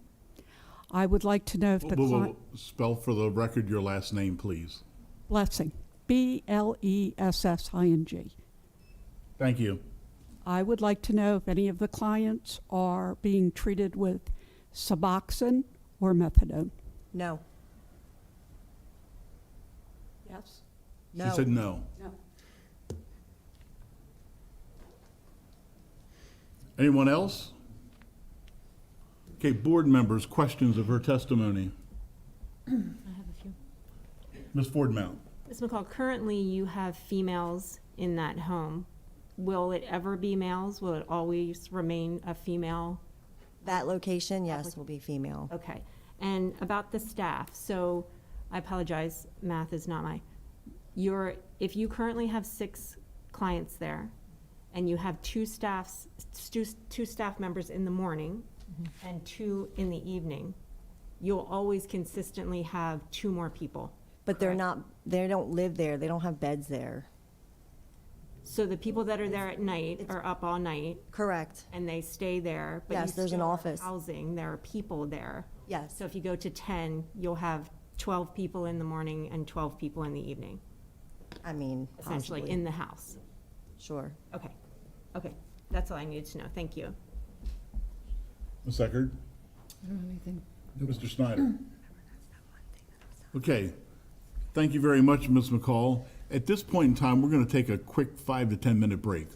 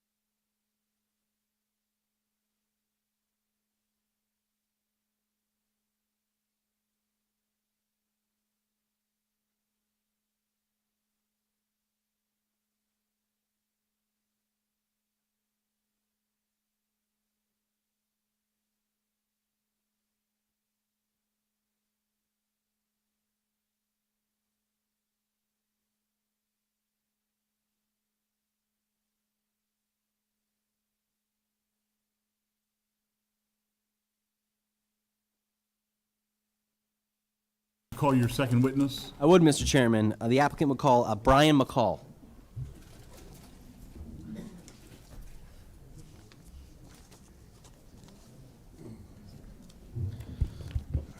And Mr. McCall, if you can please provide for the record your full name, your business address, please.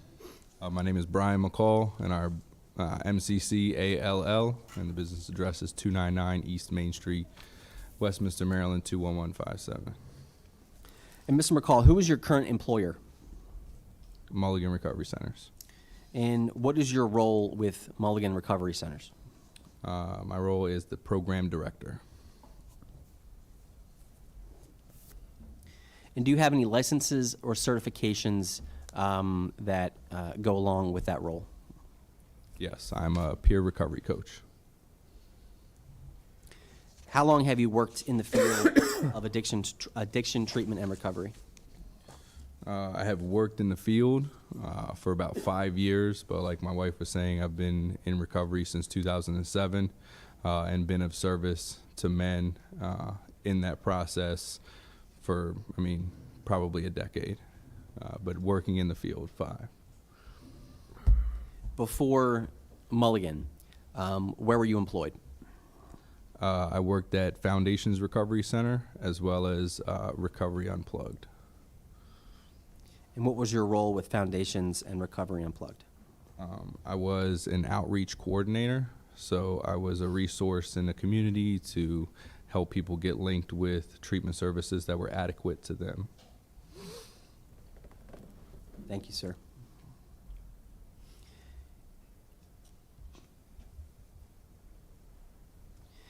You were here in the hearing room during Ms. Helen McCall's testimony, correct? Yes. I'm going to go through a series of questions regarding operations at 829 Franklin Avenue, similar to what we went through with Ms. McCall, but in a little bit more detail. Okay.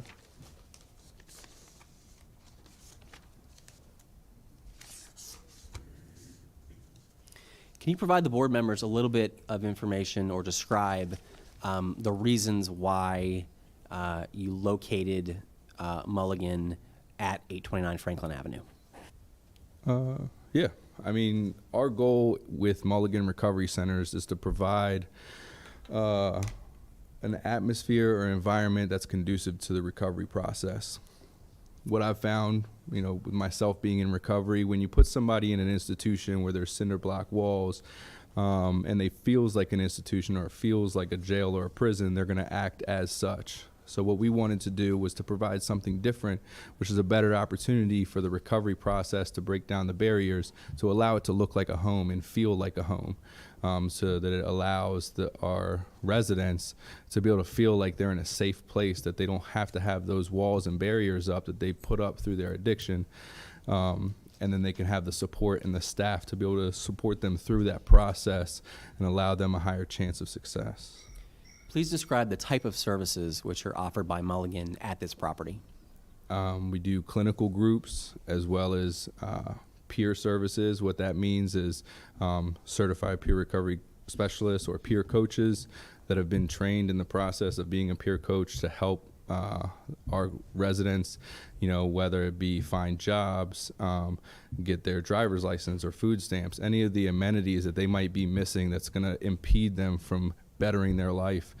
We go through that process with every single resident to help them get as much things back in their life as possible while they're with us, so that when they do graduate after 6 to 9 months, they're fully prepared to take on life on their own.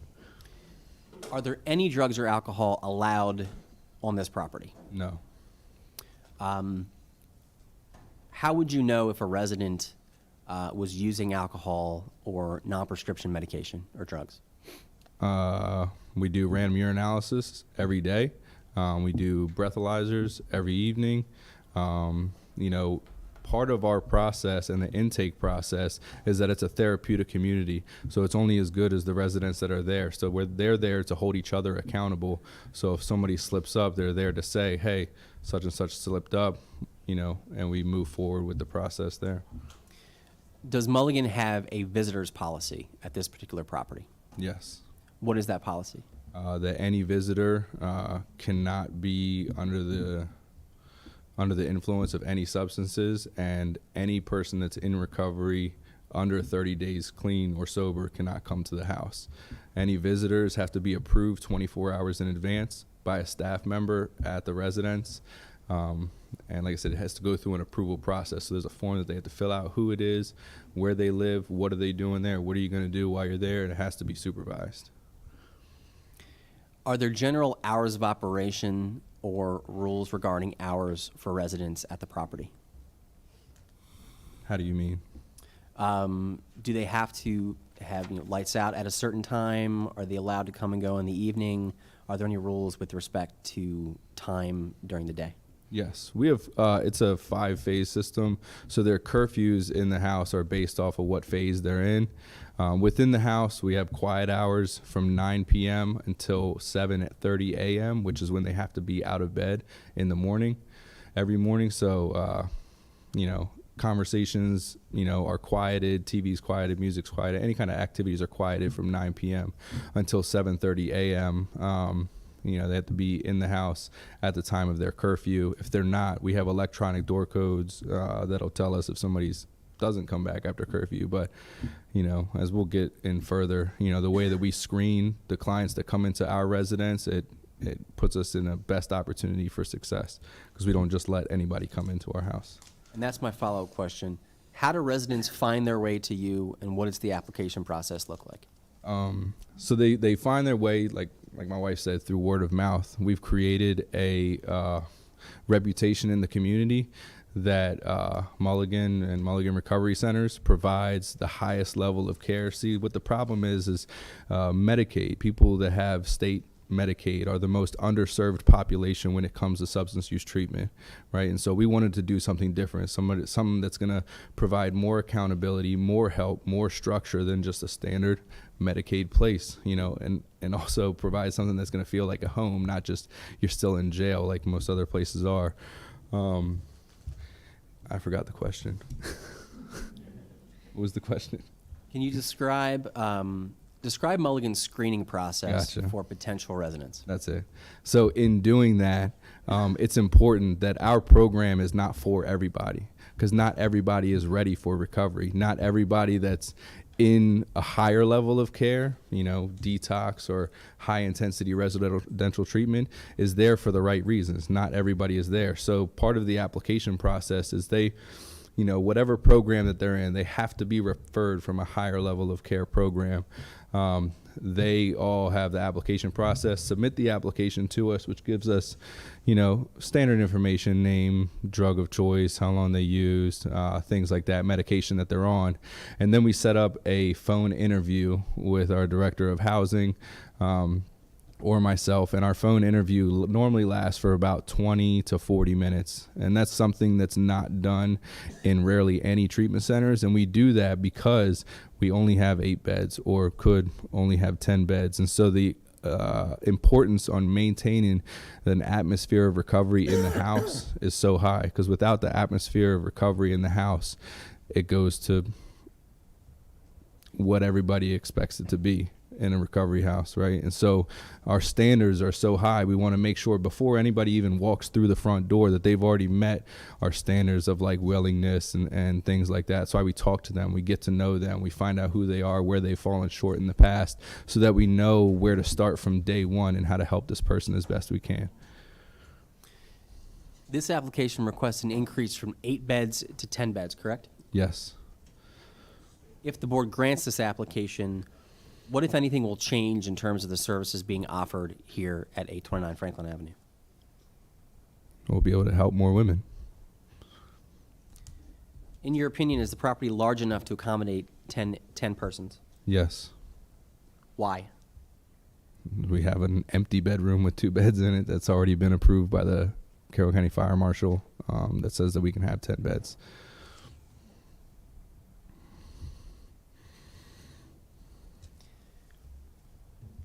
Is there a need for community housing in Carroll County? Yes. Please describe what that need is like. So with the 3.1 level of care, there's 0 other community housing with 3.1 level of care in the entire county of Carroll County. 0. There's halfway houses, there's recovery houses, there's sober houses where people have to pay out of pocket, you know, and a lot of times somebody that's in treatment for 30, 60, 90 days, going through the process of just getting the drugs out of their system, obviously they don't have a job, you know, so they'll need some kind of parental, spousal, financial help to be able to pay to get into those places. And that's honestly where we started as Mulligan. We started as a sober house, and we realized that the need for the community was people that didn't have money, but they had Maryland Medicaid, so we could provide something special and take away the barrier of finances and really focus on helping them in their recovery, helping them dig deep into their traumas, their childhoods and things like that without having the need to, go back to work from day one and put everything else on hold, where we can really focus on the spirit and the soul. Thank you, Mr. McCall. I'm going to go through a series of questions that go through the conditional use standards under the Carroll County Code. Okay. If you could describe the neighborhood in which this property is located, in a general sense, how many homes are in this neighborhood? I don't need an exact number, but just give the board members an impression of the number of single-family homes in this neighborhood. I mean, it's a beautiful neighborhood. I would say probably hundreds, multiples. Have never counted, but my guess is it's over 100 or so. And this property is simply one of those hundreds of homes, correct? Yes. In your opinion, if the board approves this application, will this property in any way impair the orderly growth of the community? I'm going to object. If I could be heard briefly, I don't want to belabor this point, but I don't know what in... Sure. I don't know what in the foundation that's been laid at this point would give this board any indication that the witness is can offer a competent opinion on the very specific question that's been asked. These types of questions are normally asked of somebody who's been designated as a real estate agent, expert in appraisal, community developer, builder, anything like that. I don't think we've heard anything to support the opinion of this particular witness. I'm offering the testimony merely as a lay opinion from a property, a person that is in this community as to their opinion of the conditional use standards under the Carroll County So Code. as you're asking him as the applicant, not a legal opinion. That's correct. And not as an expert witness in the field of land use planning or anything similar to that. Mr. Chair, there is a specific rule of evidence in the real property article of the annotated code that allows property owners to opine as to the value of property that they own. I don't believe that's what we're dealing with here.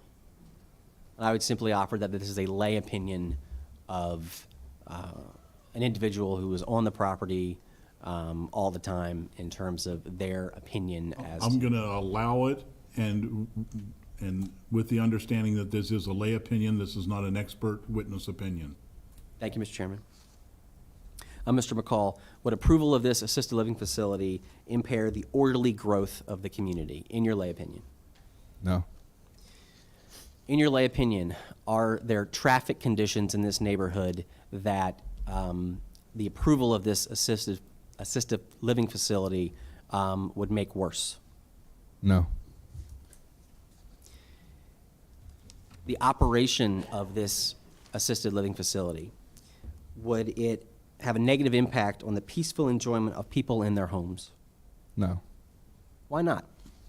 The way that we operate our home, there's no hanging out front. There's no,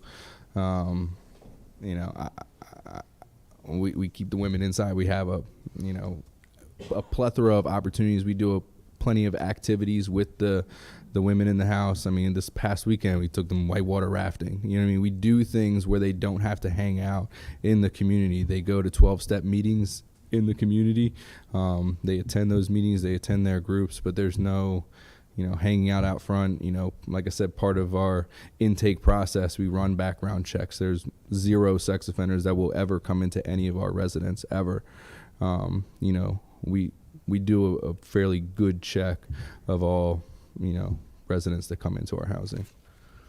This next one relates to the conservation of property values. I merely ask the witness's lay opinion. I fully acknowledge he's not a real estate agent. But in your lay opinion, will approval of this assisted living facility impact the conservation of property values? No. Will this assisted living facility impact the community with odors, dust, gas, smoke, fumes, vibrations, glare, and noise upon the surrounding properties? No.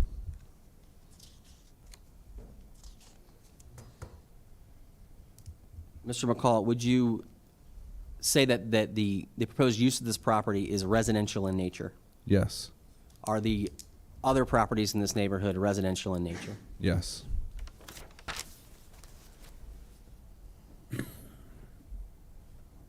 Are there any public gathering spaces, schools, religious establishments, churches, or similar in the surrounding neighborhood? No. And in your opinion, in your lay opinion, is the proposed use of an assisted living facility compatible with a residential neighborhood? Yes.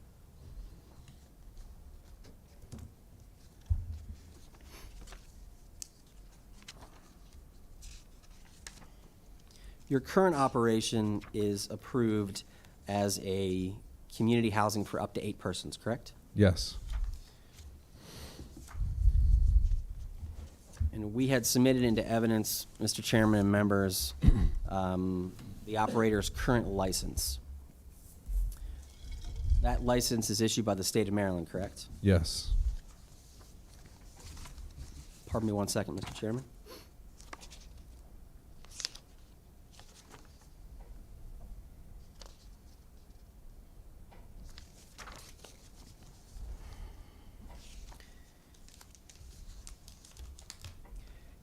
If you know, that license is issued under state law, correct? Yes. And there was testimony earlier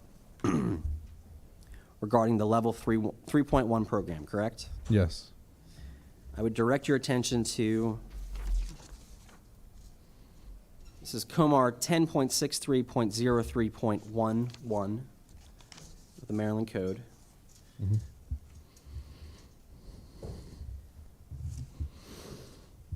I'm going to just mark a portion of the statute, or the regulation, rather. Can you please read for the board members just this portion of the statute that I've marked here? Objection.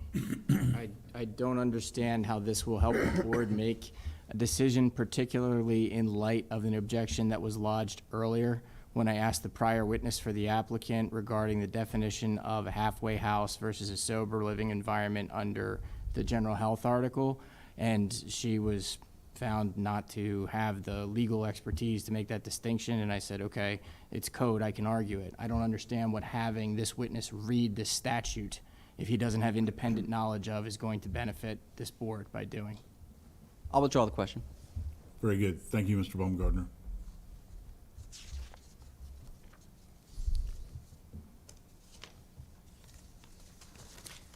Mr. McCall, can you please provide a little bit more information regarding staffing at this property? Please explain the number of staff members available, their general shifts, and their the services that they provide. So we have 2 different staff members on 2 different shifts from 9 a.m. to 9 p.m. During the day, and then 9 p.m. to 9 a.m. in the evening. They do split shifts, so they work 3 on and 3 off. We have a clinician there 2-3 days out of the week to run groups and also do one-on-one counseling services. None of them live there. They come in for work just like any of you guys would come in for work here, or we would go to work at any organization and then go home to sleep in your own homes afterwards. There was also testimony earlier regarding a van. Does Mulligan have a van? Yes. How is that van used? We provide transportation for our residents to be able to get to and from social services, to get amenities to and from 12-step fellowship meetings. If they have court issues or they need to see their probation officers, we transport them there. If they don't have it, all while in in the process, we're helping them get their IDs, licenses, driver's license, whether it's the one before the driver's license, because a lot of them come in, they don't have anything. They've never driven legally. So it's a process of getting them back to a productive member of society. But our goal and intent of every single person that comes in is by the time that they leave, that they're a productive member of society. Do most residents have cars or not? I would say right now, probably half of them have vehicles,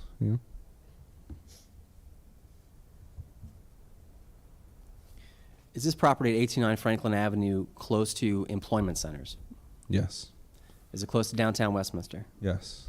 Is it close to Carroll Hospital Center? Yes. Is it close to the multiple medical office buildings that are associated with Carroll Hospital Center? Yes. Is it centrally located within Carroll County?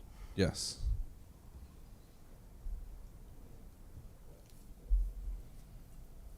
Two final questions. What makes Mulligan unique? A lot of things. I'll start with the heart and the spirit of the partners and the reason why it was created. Like I said, I've worked in other treatment facilities. Most of our partners have worked in other treatment facilities, and we saw the failings of a lot of programs and becoming like a mill where it's money for numbers. And we refuse to do that. We don't have this exorbitant building where we have hundreds and hundreds of addicts and we're just churning them through. Our slogan is real people, real recovery, real simple. We have 21 employees, and every single one of those employees are in recovery in some form or fashion or another, because we are able to provide that therapeutic value that doesn't come from anything else, except for somebody that's been there and that's done that and that's made it through that. To our intake process where we take the time. A lot of places, a lot of facilities don't take the time to get to know somebody. They just do a cookie cutter box. This is what you do because you're an addict. So if you can't do it, get out, right? We get to know the residents that are there so that we can best serve them as individuals, as humans. To the staff that we hire and the training that we do. We don't have to have every single staff member peer coach certified, but we do it because it gives them an edge and the ability to be able to provide the best kind of service to our residents. Those are just a couple things. I could sit here for hours of what makes us different, but it truly comes from the heart, Thank you. And finally, is there anything else that you would like to tell the board members here today? It seems like a huge deal with all these men and women that are here in this room. And I'm grateful that they showed up because it means that myself as an addict, I'm able to maybe break the stigma of just one person, because I have been that addict, that criminal that everybody wrote off that said would never do anything, and I sit here in front of you with 15 years clean, a father, being able to give back what was freely given to me as a newcomer, right? As somebody that had no idea what life had to offer. I thought I was just bound for addiction for the rest of my life, and people showed up for me and they helped me. Thank you very much. Okay. Does anyone have any questions of Mr. McCall's testimony? And again, questions of his testimony? I do. Oh, I'm sorry, Matt. I totally overlooked you. I'm sorry. Mr. Lazariaga, I'm sorry. Mr. McCall, as I said to your wife, and I hope you believe me when I say this, seriously, congratulations on your sobriety. Thank you. I was congratulating the witness on his sobriety. Thank you. Sorry, give me just a second. All right, Mr. McCall, your title, you said, is Program Director within Mulligan Recovery Centers? Yes, sir. Okay. Do you likewise have an ownership interest in the company? Yes, sir. All right. And do you have any further information as to who owns Be Elite or the real estate other than Brandon and Krista, I believe? Let me give you his full name. Sure. It's Frank Brandon Rosenberger. Okay.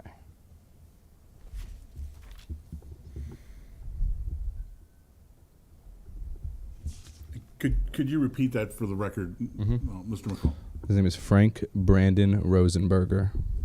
Okay. Did you get that, Mr. Dixon? Let me spell his last name. Okay. Got it, Mr. Dixon? Yeah. It's spelled like it sounds. I thought that. Mm-hmm. Okay. Mr. McCall, in addition to the Medicaid payments received for your residents, are there any other source of income that comes into Mulligan Recovery Centers? No.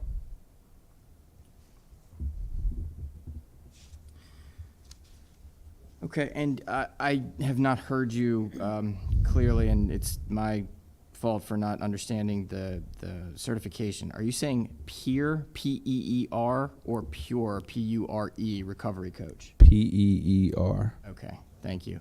And that's what each one of the Mulligan employees has? If they're not a clinical, licensed clinical or counselor, then yes, they are peer coach certified. Okay, and that's the certification you hold and everyone else who's not a clinical employee? Yes. What is required to obtain that certification?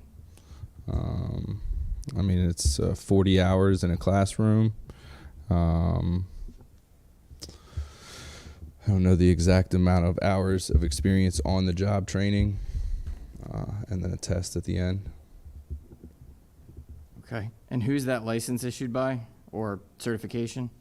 CCAR. Can you tell with the board, or at least me, what that means?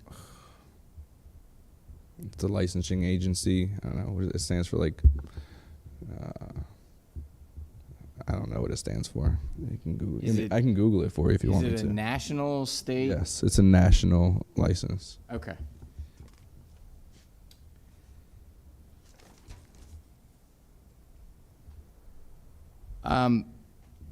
I heard your testimony regarding how you ensure there's no drugs or alcohol in the property. I think I heard you say there's random urinalysis daily. Mm-hmm.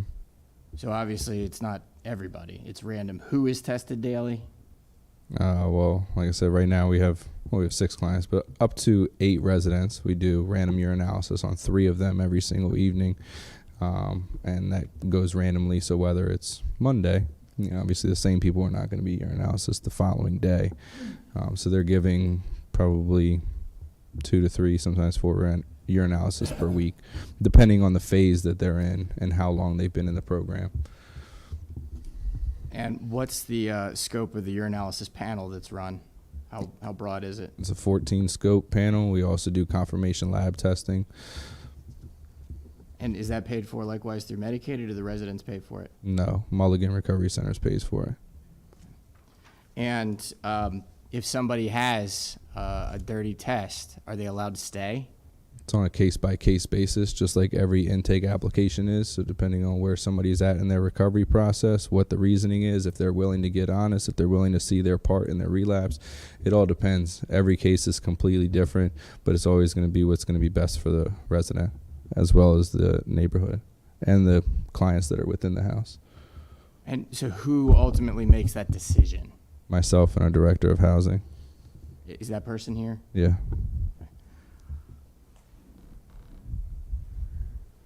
As well as our clinical supervisor, so clinical director. Forgot about that. It's a team effort, always. Got it. Your testimony about a visitor policy. Nobody can come under the influence. Nobody with less than 30 days in recovery is allowed. And did you say that 24 hours in advance is required of every visit? Yes. And is that a written request? Yes. Is that maintained somewhere? Yes. Okay. And did you say the visit has to be supervised? Well, they can't. I heard that, but Yeah, I mean, they have to be in the common areas. There's no visits in anybody's bedrooms or alone and stuff like that. They're going to be around. Staff is going to be there. Like my wife said, we have cameras that go around the house to keep the neighborhood as well as the residents safe. So nothing overnight, no overnight? No, absolutely not.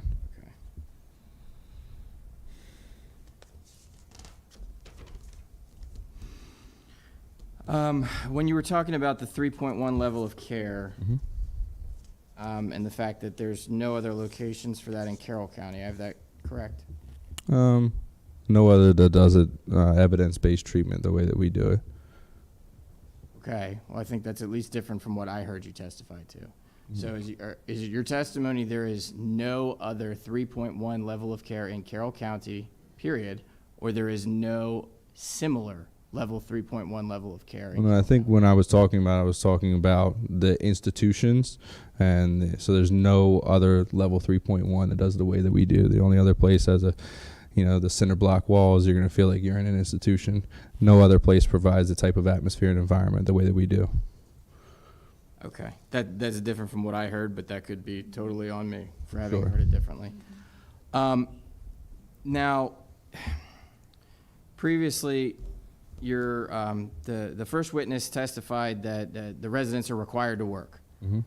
You testified that the 3.1 level of care allows, through clinical intervention, residents to dig deep into their soul before having to go back to work. Yeah. At what point are residents at your facilities required to work? Within the first 30 days.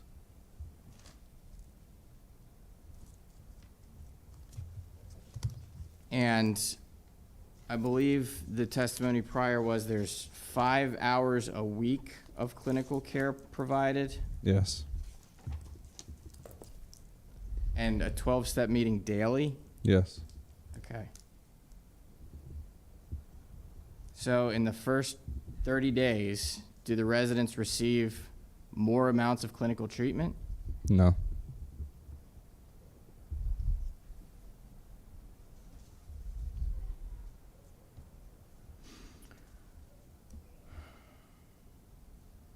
What accommodations, if any, does 829 have to comply with the Americans with Disabilities Act? We have bedrooms on the first floor and a handicap ramp. How often do you personally visit 829? Weekly. Does it mean once a week or multiple times a week or depends? Always at least once a week, sometimes 2 or 3 times. Okay. Always at least once. Are your staff workers that you've described, the ones on the rotating split shifts, are they the ones also charged with enforcing the rules of the house? They're first in command, yeah. They're- Okay. All right. There's who not a else would? separate manager assigned to a house or anything like that? I mean, we have peers that also oversee the houses, and I mean, there's a lead peer. We're a director of how. I mean, we have a plethora of people that are going to be there to oversee, manage 8 women. Okay. All right. You gave a number of opinions that were qualified as lay opinions. Sure.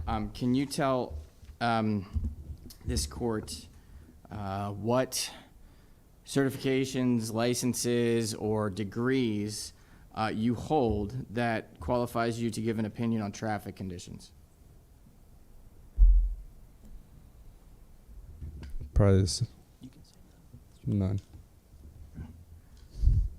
Do you know what the nearest, do you know how the county and the state grade roads and intersections? No.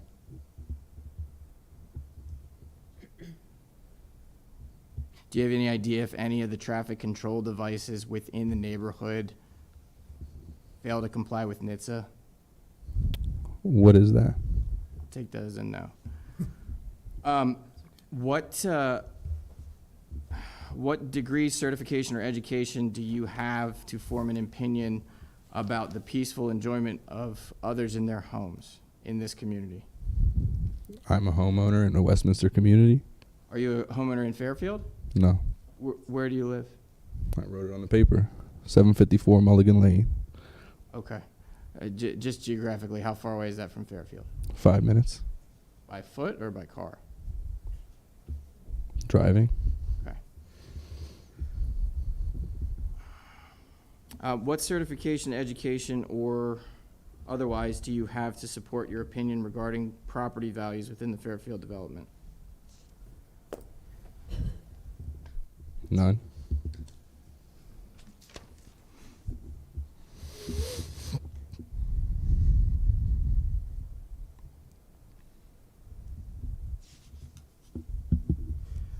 Other than Mulligan Properties, are you aware of any other group homes within the Fairfield neighborhood?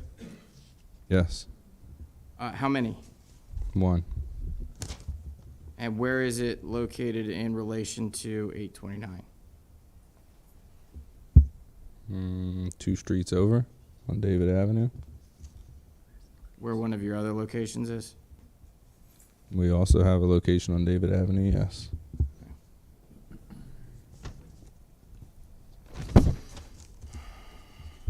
Has there ever been an occasion where a resident's request for a visitor has been turned down? Yes. How often would that happen? How often does that happen, would you say?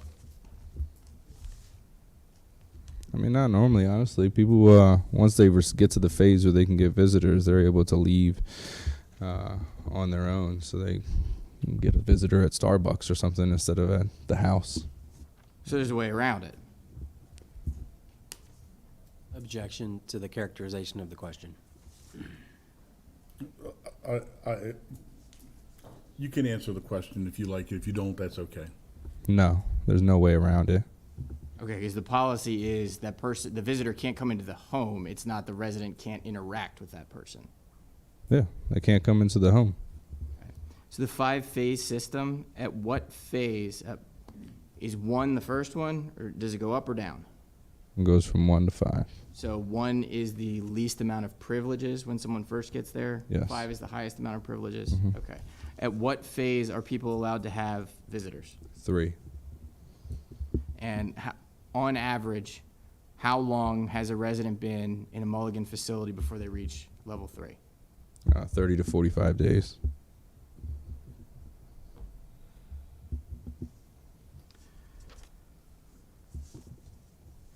Mr. McCall, do you have any qualifications, certifications, or degrees in the fields of engineering or surveying?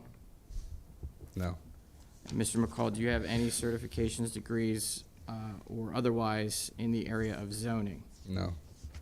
Under the model that Mulligan utilizes at 829 Franklin to include its visitation rules, is there any colorable reason for which a resident of that house would receive a delivery by bicycle at 1 a.m. or 4 a.m.? No.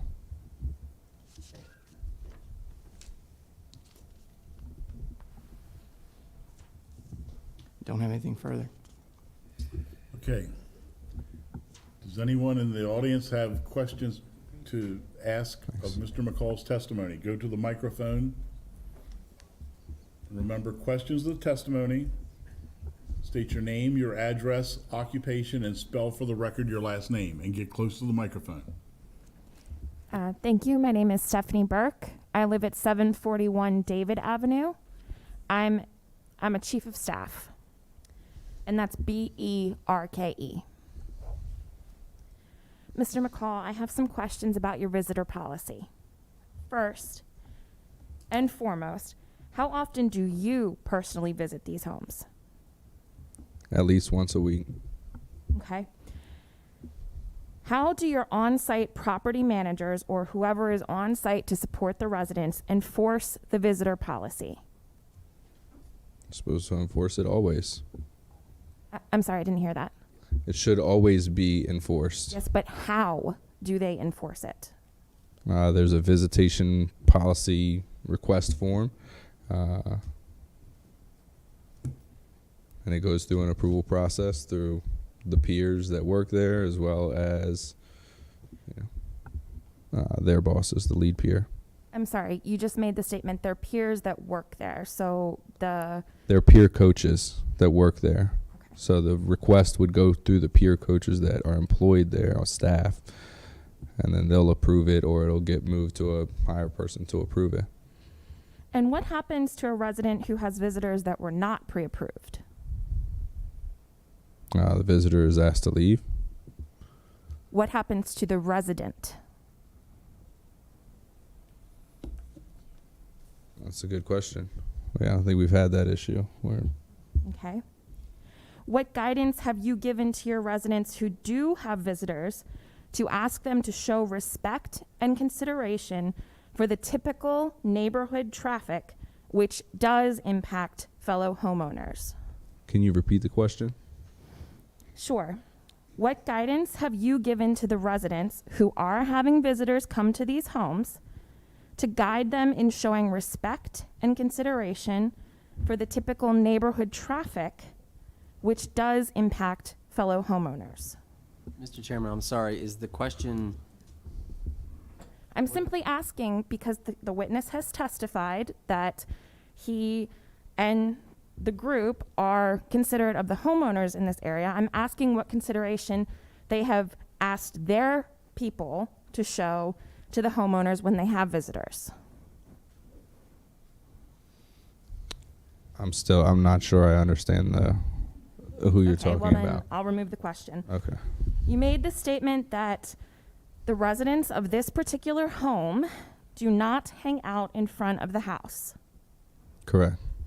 How would you respond to community members who would testify here today that they have witnessed women hanging out outside of this home to the detriment of the neighborhood? I would love to know when. Then I can pull it up on our cameras and we can, provide, disciplinary action. And what would that disciplinary action be? Moving back a phase, having a conversation, getting honest. It could be lead to discharge. Okay, thank you.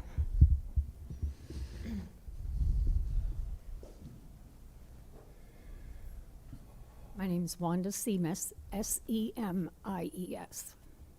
I own 803 David Avenue, the Women's Sober Recovery House. Brian, do you remember the day that you approached me about your project? Yes. And opening up the IOP. What was my reaction? You were happy that there was more support for women in the community. How do you help Maddie's house on a daily basis? Because we were missing so many things that we needed. And explain some of what you do for the women at Maddie's house. We provide peer services as well as transportation and intensive outpatient for the women at Maddie's house and support them, as well as numerous other sober houses in the Westminster area. Exactly. I have been there 12 years, Brian. And that's what I told you. In 12 years, I did not have what we needed. You came along, and then what did I do? You gave me a hug. Not only did I give you a hug, I took the women from an IOP that was not the same as yours. How did that, shh. Everybody else gets to talk. How has that affected the women at Maddie's house, what you're doing? I think it's provided them a safe place to be able to recover, a safe place to be able to work on their traumas and to be able to get another day clean and sober. And do not the men of your house occasionally help us at Maddie's house? Absolutely. How do they do that? Cut the grass, give them rides. Yeah. Thank you, Brian. You're welcome.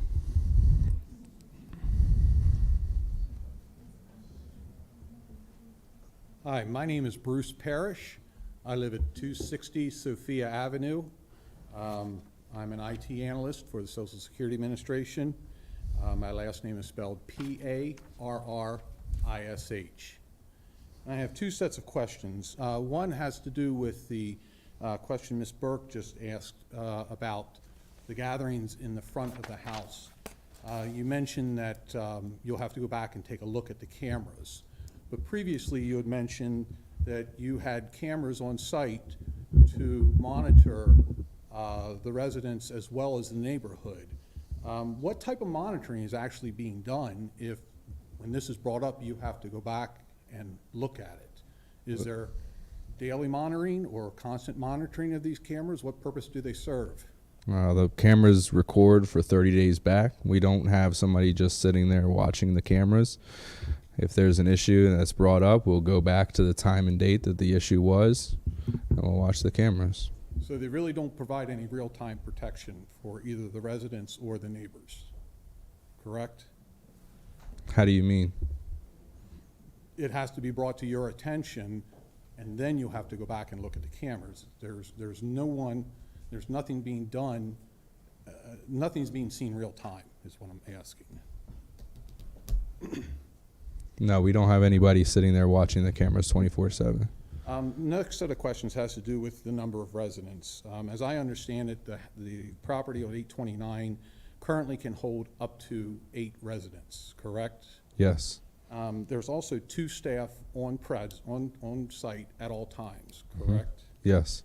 And then there's also 1 clinician there sporadically throughout the week. Yes. So at any given time, there could be as many as 13 adults at this property, not counting any visitors that could be there at the same time. With the approved application, yes. Well, no, this is under your current application. You have 8 residents. Oh, 2 8 plus. staff, 1 clinician, That's which is 13. that's 11. Oh, I'm sorry, you're right. I thought math was my good subject. So anyway, that's 11 adults in a property that really, these properties are family type properties. Most properties have maybe 2 adults, a couple kids. I'm just wondering, how many of the residents have their own vehicles? I said it before. It was about half. Okay. Is there a limit as to how many guests can be present at one time? How do you mean? How many guests can be on the property? at Guests any- or visitors? Or I'm not sure I understand the context. How many residents are allowed to have a guest at the same time? 1. So there can only be 1 visitor on the property at a time, Yes. okay? How many vehicles can be parked in the driveway? 5, 6. Okay. Where does your overflow parking go? In front of the house. Okay. Is all the parking always contained within the front of your house and your driveway? Most of the time. I'd say sometimes, Okay. there's a So park. currently, there are occasions where you utilize parking in front of other properties. If necessary, yeah. I'm sure everybody That's with does. 8 residents. Okay. No other questions. Thank you.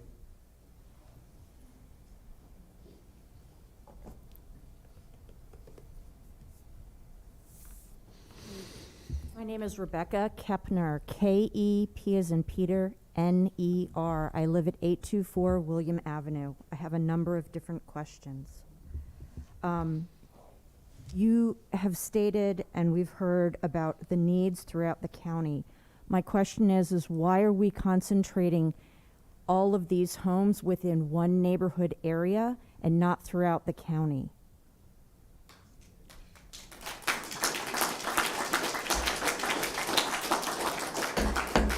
I very much support sober living. I very much support community support for people who are trying to become sober. But what my concern is, Okay, that's enough of the applause. There's 2 doors there. You just made a statement. You need to keep your comments to Yes, sir. questions, please. You will have an opportunity at a later time in this hearing to make your comments, your testimony. so my question is, because you are working with a real estate investment firm, which we understood from prior testimony, if there's such a need throughout the county, why are all of these properties being concentrated within this neighborhood? There's a beautiful neighborhood. close to downtown Westminster, that's very walkable, that's very easy for them to find employment, gainful employment, get to and from 12-step meetings. Beautiful neighborhood. Reaching back to that, you have previously testified that you are looking for compatibility for the residents living within a neighborhood to help them through their sobriety journey. Is it compatible to the neighborhood to have 3 of these homes operating within that neighborhood? I'm not sure I understand the question.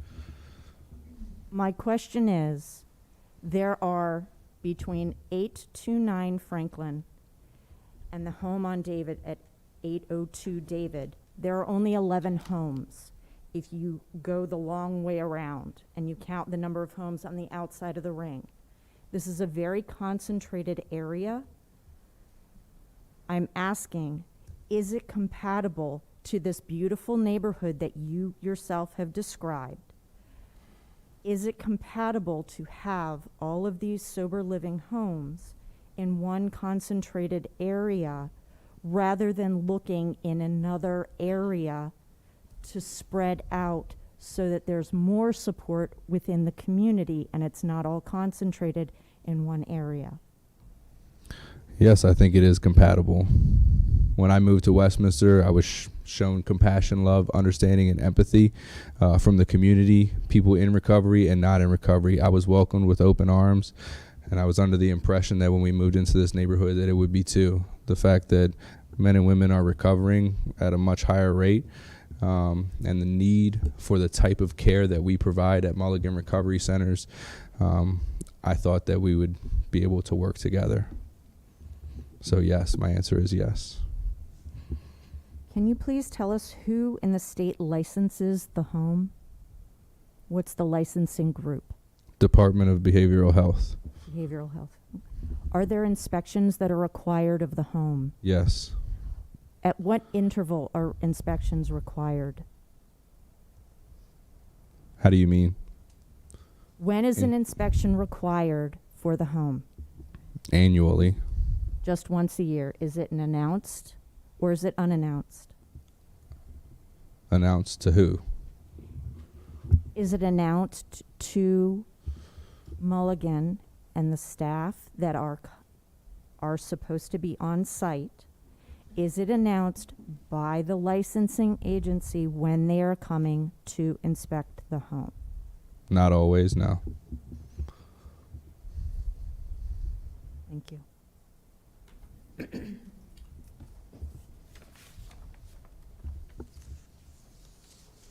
Name, address, occupation, and spell for the record your last name. I didn't do the hand. You want me to do it? You didn't? No. Please raise your right hand. Mr. Chair, do you want to ask if anybody else has changed their mind? Idea. Just to, You know, while we have this opportunity, if you did not stand and take the oath the first time and you plan on testifying, now's a perfect opportunity to do that. Number one, before you take the oath, thanks for your honesty.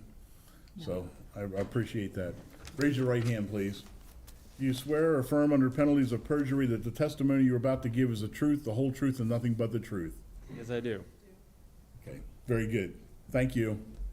My name is Patrick Gentry, Gentry. I live on 805 Washington Road, Westminster, Maryland, 21157. I'm a medium truck, bus, diesel mechanic, and bus driver. My question is concerning the van that is driven on 829 Franklin Avenue to and from transporting residents. Does the van display the company logo on it? Yes. Does the van display a US DOT number on it? No. What is the capacity of the van, including the driver? 12. Does the driver of the van possess a CDL with a passenger endorsement? No. Does the driver get a DOT physical every year? No. Is there only one driver or multiple drivers that can drive that van? Multiple. I think that's it. Thank you. Thank you. Anyone else? Okay, board members, questions of Mr. McCall's testimony? Ms. Ford Mount. Mr. McCall, the license that you are required to have, is it renewed yearly? It's renewed with our CARF accreditation. So CARF is a national accrediting body for substance use treatment centers. And so the licensure through the state of Maryland coincides with that. So, they give us the accreditation for a year, sometimes 3 years, sometimes 5 years. And the licensure goes with the accreditation.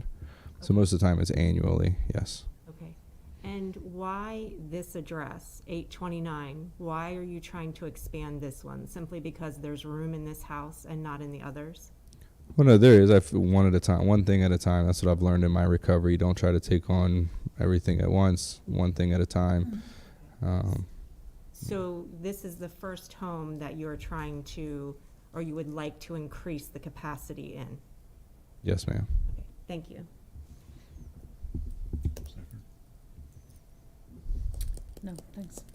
Okay, I have a question. I think you answered it, but I just want to make it crystal clear. Your client's residence, whichever the preference is, they don't come to you as a result of Judge Smith saying you're going to this rehabilitation center. You get the opportunity to pick these your clients, future clients, out. They're not ordered directly by the courts. Correct. So even the ones that are ordered by the courts, we still pick and choose. And we've done it numerous times with the drug court or parole and probation where they say, we want you to go to Mulligan, and then we do the screening, the phone interview, and they don't have the requirements, so we turn them down. They get kind of upset with us, but it maintains the integrity of our program and our residents. Okay, very good. Any further questions? I do. Actually, I do. So you have 3 of these homes in this community. I don't know your familiarity with other sober programs. I know that, that there's the Weber houses, to name one. The limited knowledge that I have is that they typically try to group in locations to offset managerial requirements. Is that part of your focus, or this just because it's a beautiful neighborhood, that's your... I mean, no, we don't do it to offset managerial at all. I feel like, we're actually above staffing based off of COMAR regulations and requirements. We did it because it's a beautiful neighborhood. The homes were priced great as far as the size and the bedrooms and the amount of space. And like I said, the locality to downtown central Westminster without living on Charles Street, or something like that, where it's not the most savory. We want to provide an atmosphere that's safe to the clients as well. Do you do any group activities like picnics, meetings, recognition? Absolutely. Like I said, we just took the Women's House whitewater rafting this past weekend.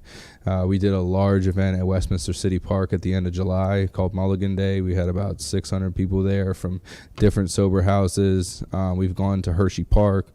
We've taken them to the Autobahn. Like we do fun things. We took them to Ocean City for the weekend for Narcotics Anonymous convention, so they get to experience these things. A lot of times, our clients, residents, they come in, they haven't experienced a amusement park, or they haven't made it out of a 10-block radius that they used and lived and was incarcerated in. So we try to provide opportunities and memories for early recovery that they're able to build on and compound off of over time as they stay clean. But yes, we do activities every month.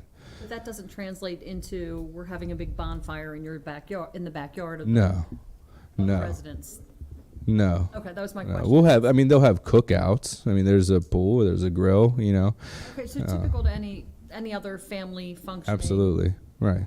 But no big bonfires, you know, no. But yeah, like any other family function that you would invite extended family and stuff over for, you know. Okay, thank you.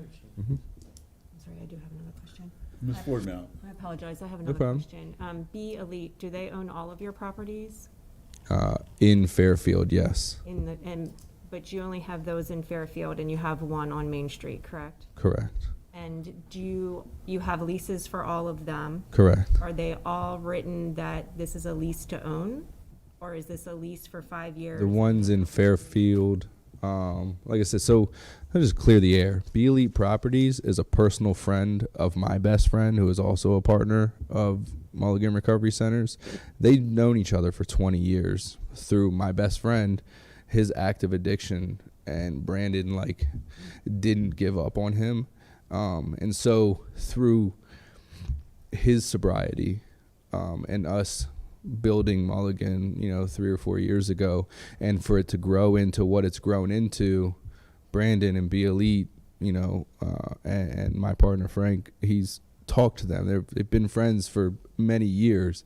And so he believes, before he didn't know what addiction was. He just knew that his employee was not there all the time. And so now to see, like I said, my best friend showing up for his family and being a father and a husband and being a productive member of society, he sees that recovery is possible, and he has the ability, Be Elite isn't his only business. He has the ability to support, men and women in recovery. Like I said, we're not doing some detox and hospital. It's, he believes in what we're doing. He's come and seen all of our other properties, the one on Main Street, which is the original one where we do our outpatient and just the service that we provide. He believes in what we're doing. So it's not like just some random conglomerate. It's, one of our closest friends, one of my best friends' closest friends. Yeah. If that makes sense. Sure. Okay. No, that was great. But so the leases that you have, though, is it written that they are eventually you're going to try to own these homes?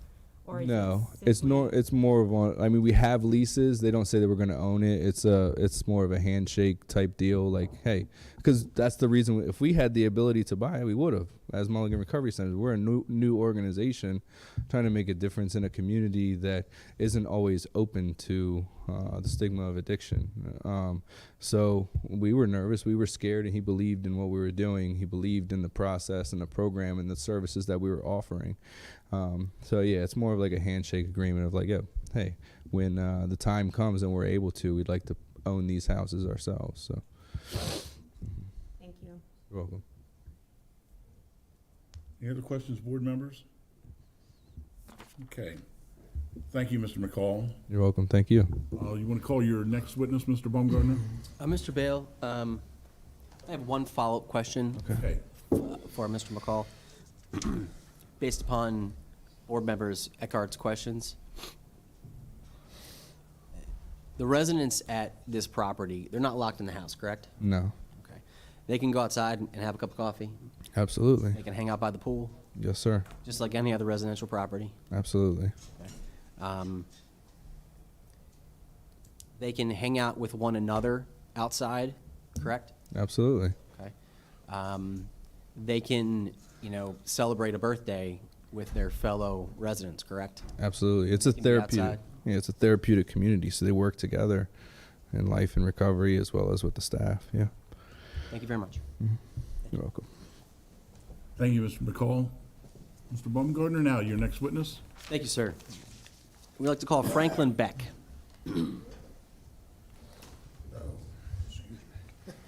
Sitting down too long. Good morning. Good afternoon, everyone. And Mr. Beck, can you please provide us your full name, spelling your last name, your professional address, please? My name is Franklin Beck, last name Beck, Professional address 299 East Main Street, Westminster, Maryland, 21157. And sir, who is your employer? I work for Mulligan Recovery Centers. I'm also a part owner of the organization myself. And what are all of your titles with Mulligan? Primarily, my title is Clinical Director and Administrator of the State License Program.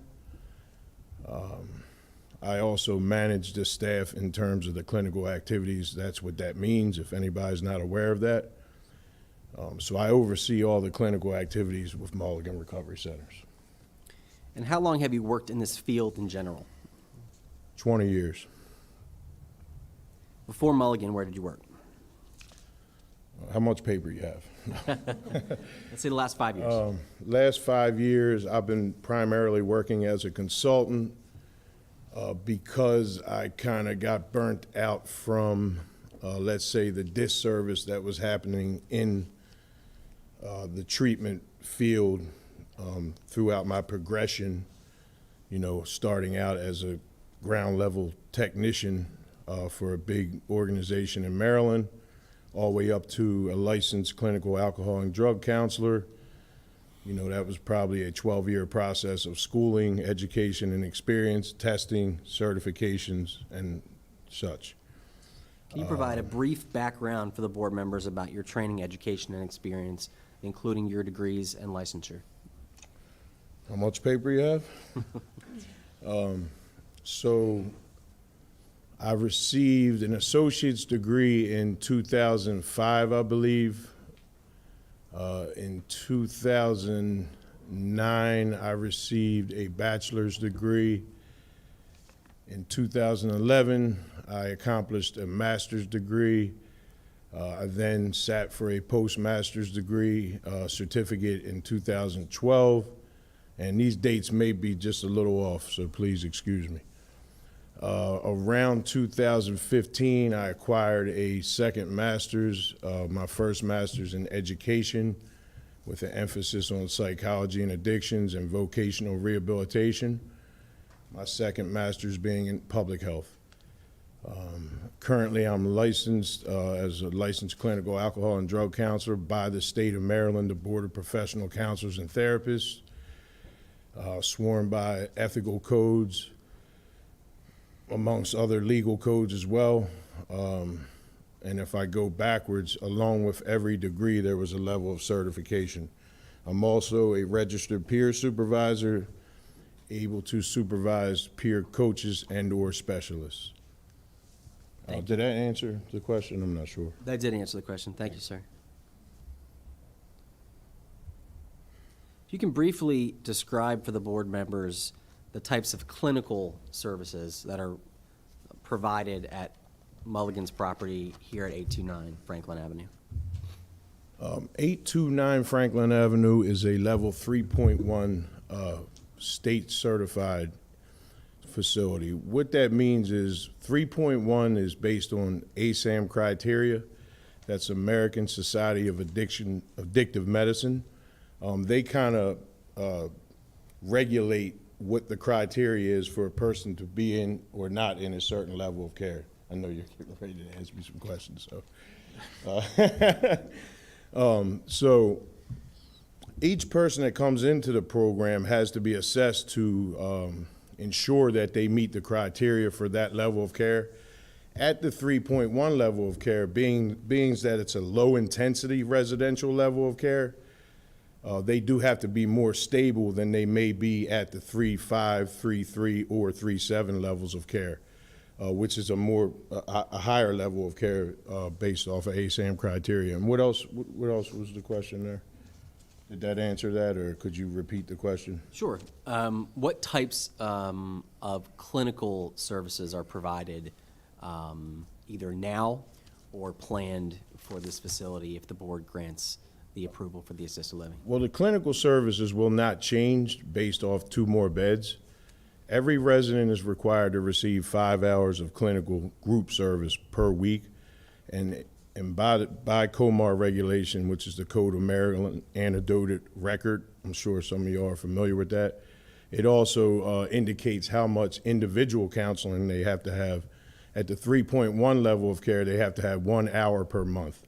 We go beyond that generally, but it's based off the person's need. They also receive, and this is not a requirement, but it's just something that we do, they receive counseling in groups and individuals from the certified peer coaches and/or specialists that are on staff.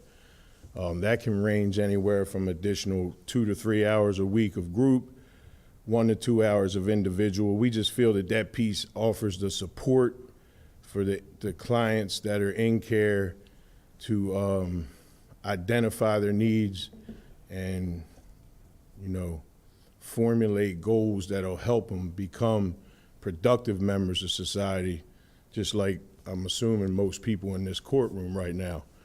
And the end goal is that they're able to walk out of the door based off the support that they got, the clinical and peer-based, and just the atmosphere, and be independently able to not only stay clean and abstinent from drug use, but participate in society as a whole in a way that is recognized as successful. Does Carroll County need more level 3.1 services?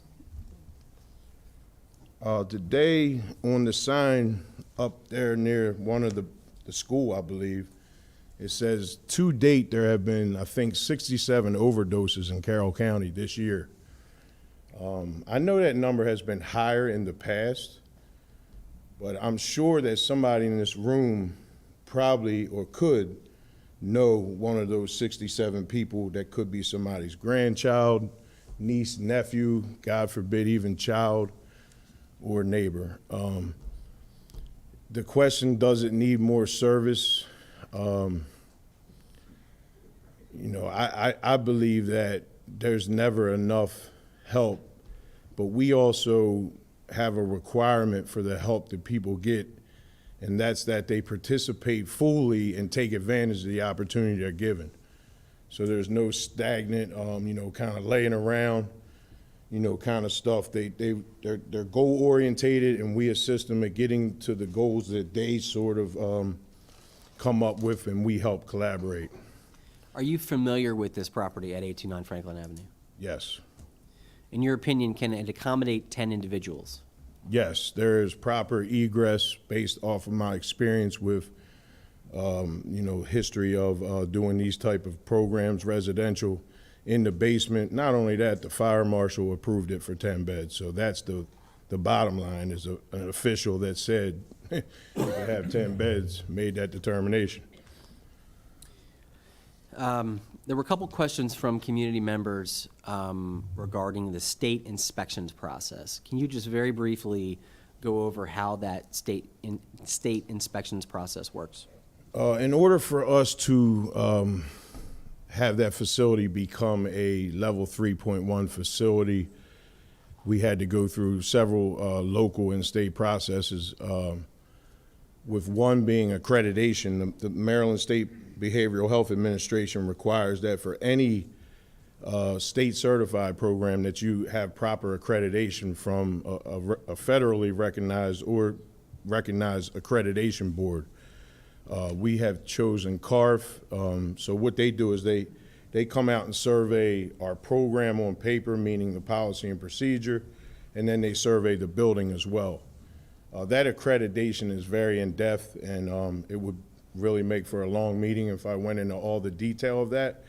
But the accrediting body in and of itself wants to ensure, because they're giving us their stamp of approval, that we meet health standards, that we meet clinical standards, that we make that we're good neighbors, you know, that we meet good neighbor standards.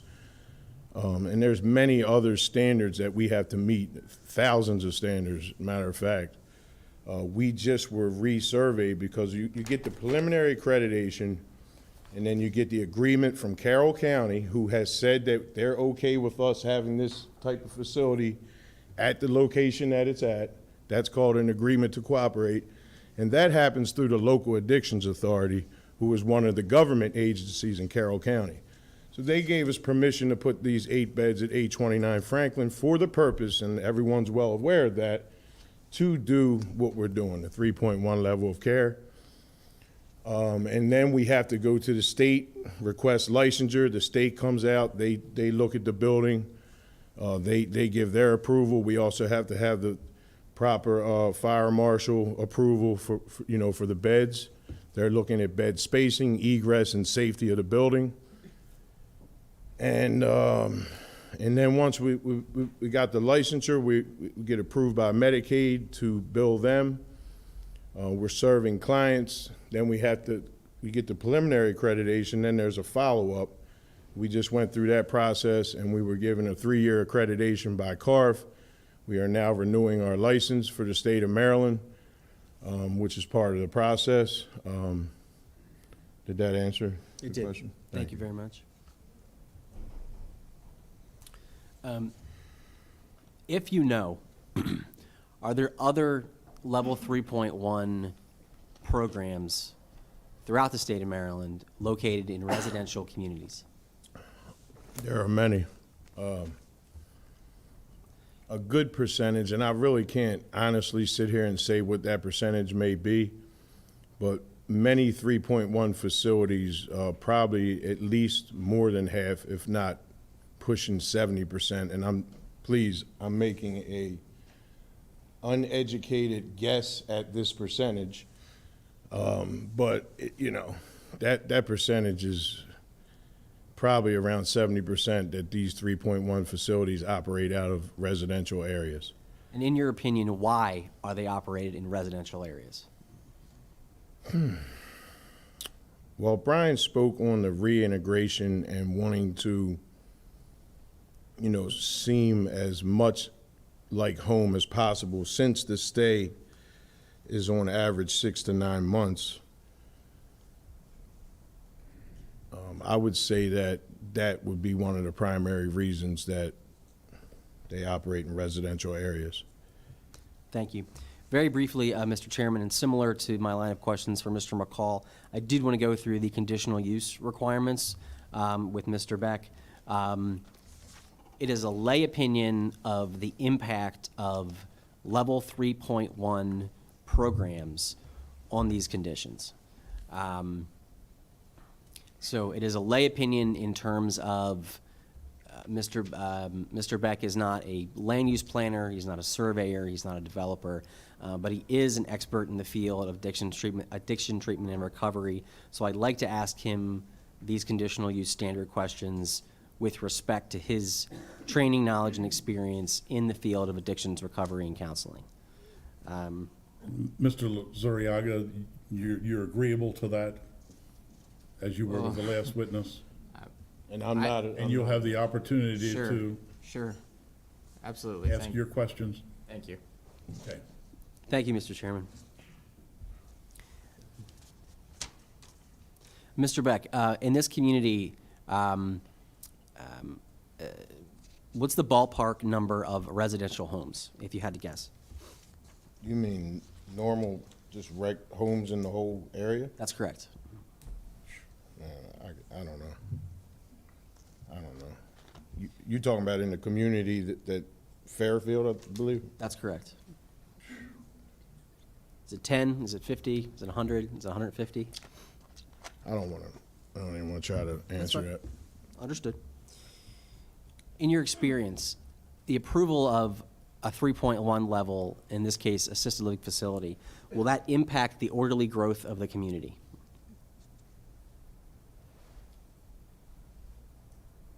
When the 3.1 organization is managed properly, which is a heartfelt goal of ours, of mine, of my partners, and it started with a conversation about what many programs have not done.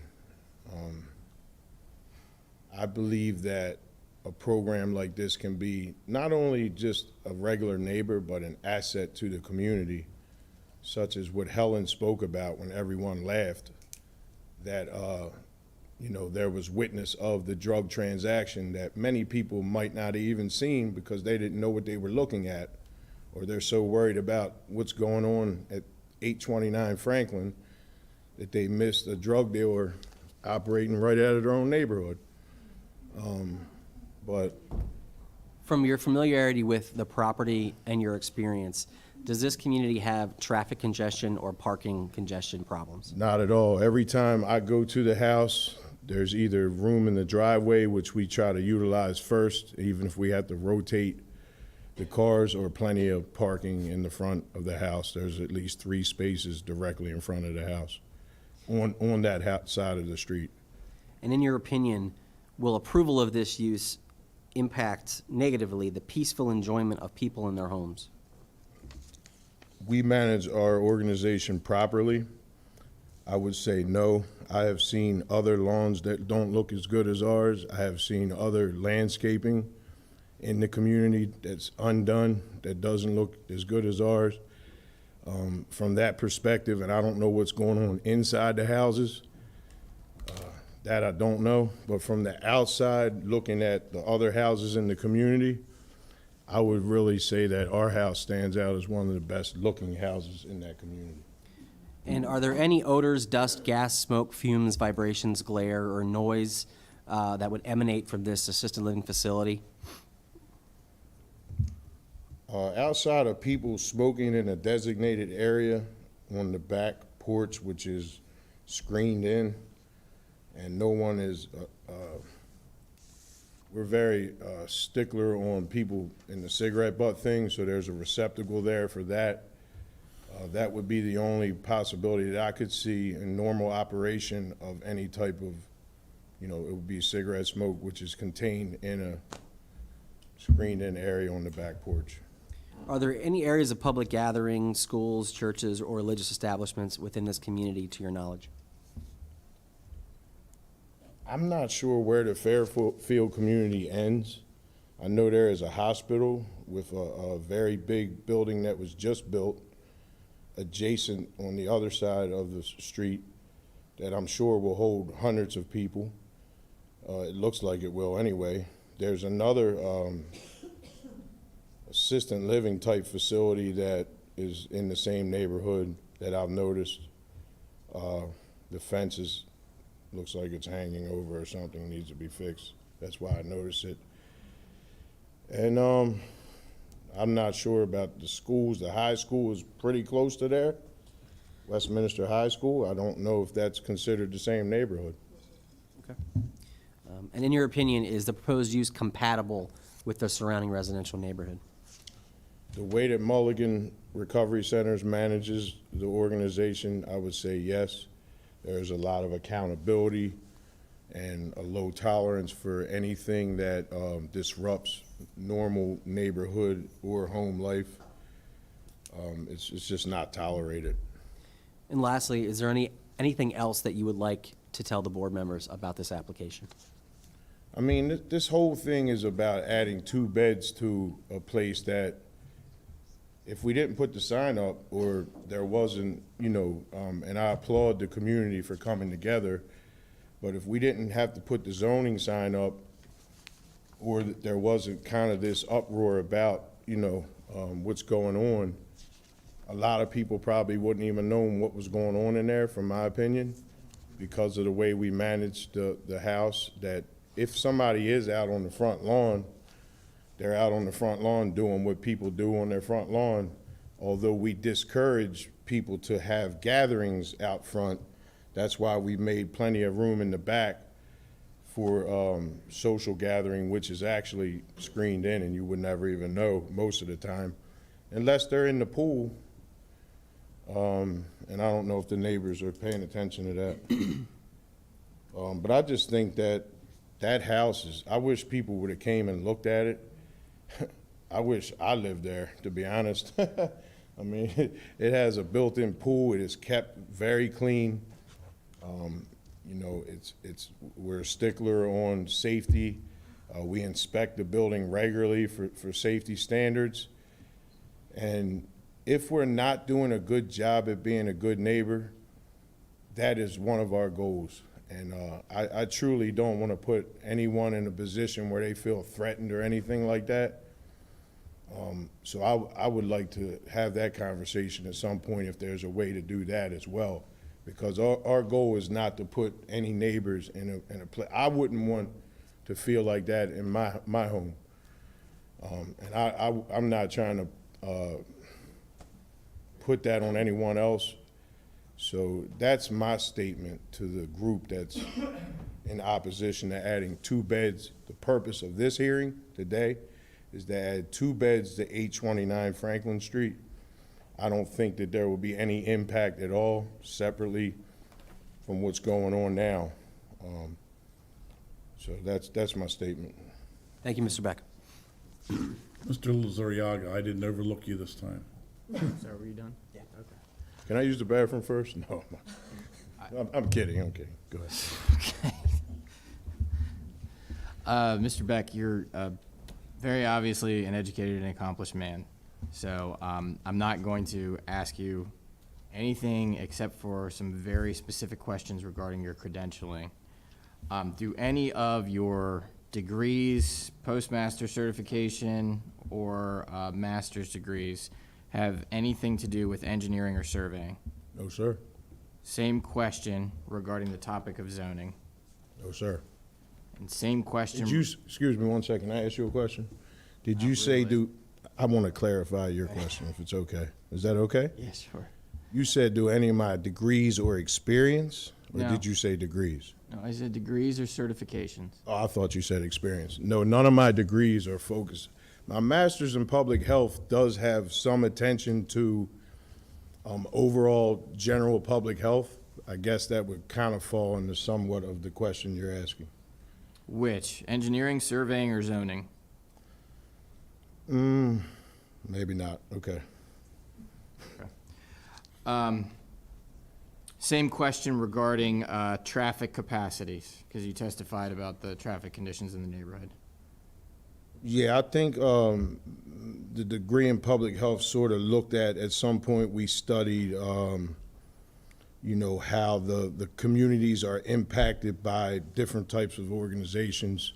So I would say the degree in public health has some type of potential connection to that. Are you familiar with the traffic ratings for Sophia, David, and Franklin Avenues? I am not.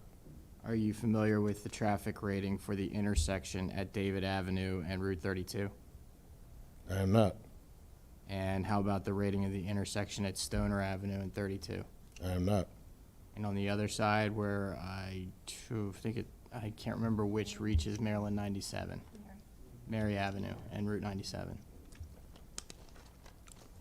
Could you repeat that one? Sure. Are you familiar with the traffic rating of the intersection of Mary Avenue and Route 97? The traffic, The rating of the the intersection. rating, okay, no. Okay.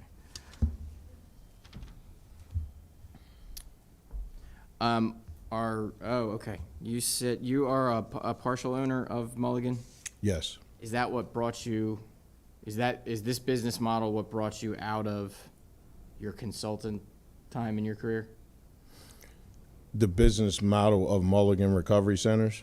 Or the idea of Mulligan, this venture? We can use the term business model because the model that we've created is one that I feel in my heart I have experienced so far much different than the average model based on my 20 years of experience in the field of addictions treatment and behavioral health.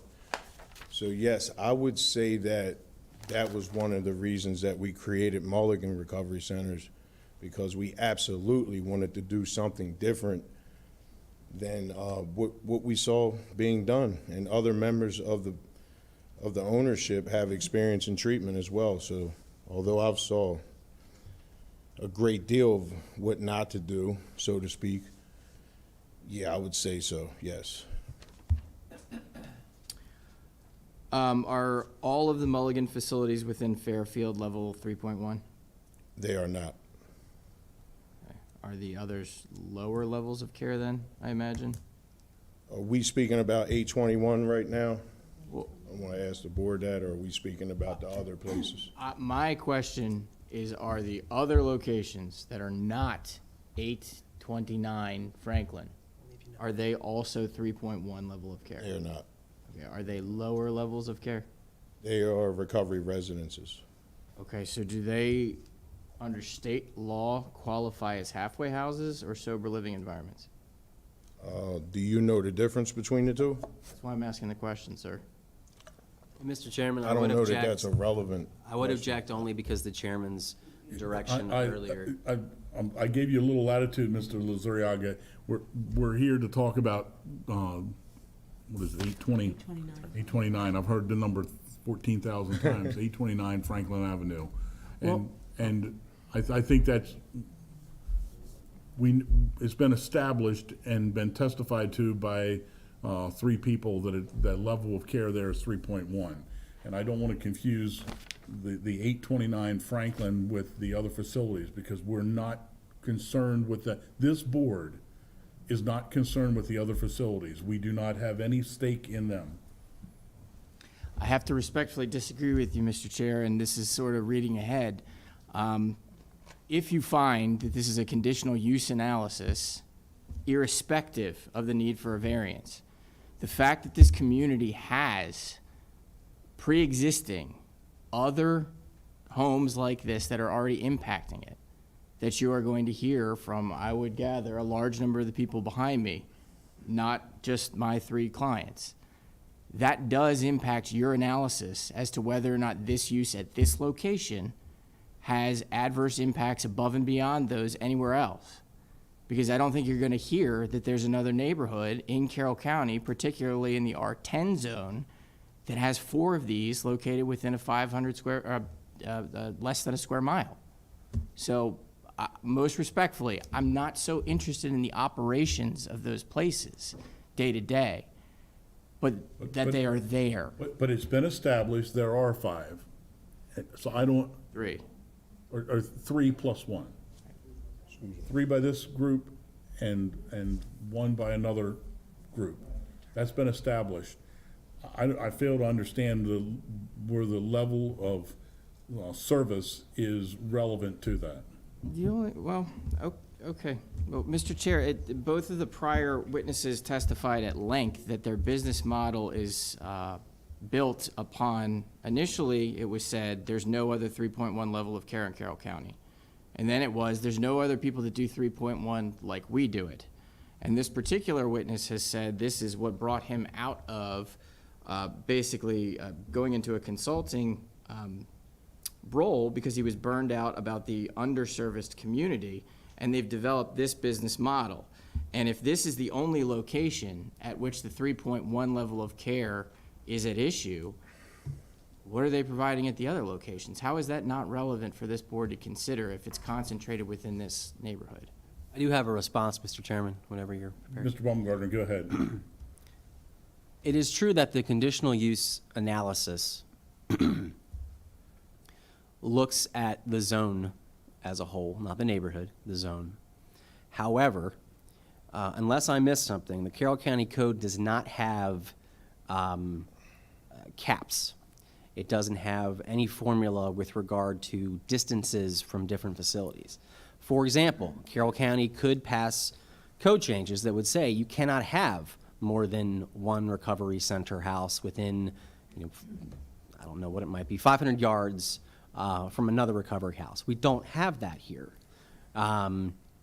So whereas, as the chairman has acknowledged, we have stated very openly that this particular operator has other properties in this neighborhood, and we've established the numbers of those and where they're located. I fail to see how further diving into those other properties is relevant for this board, absent some other provision in Carroll County Code that would allow this board to consider things like density of these establishments within a given community. And again, Carroll County could pass such a rule and such a regulation, but we don't have one at present, as far as I'm aware of. I fail to see how that doesn't factor into the 11 things you're charged with considering under a conditional use. It's considering the neighborhood and what's there as compared to the rest of the zone. We're going to allow Mr. Beck to answer that question, what level of care are in the other facilities that are under your operation. Understood. And please repeat, please. Sure. So what was your name, sir? Do you really want to know? It's Matt.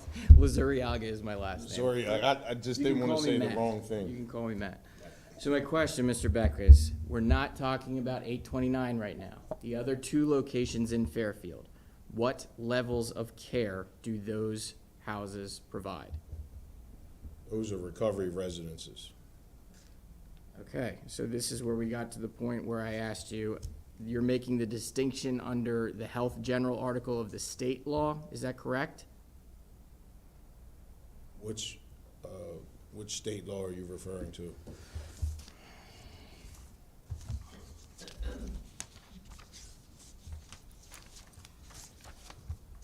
Health General, Section 8101, definition of recovery residence is subsection P.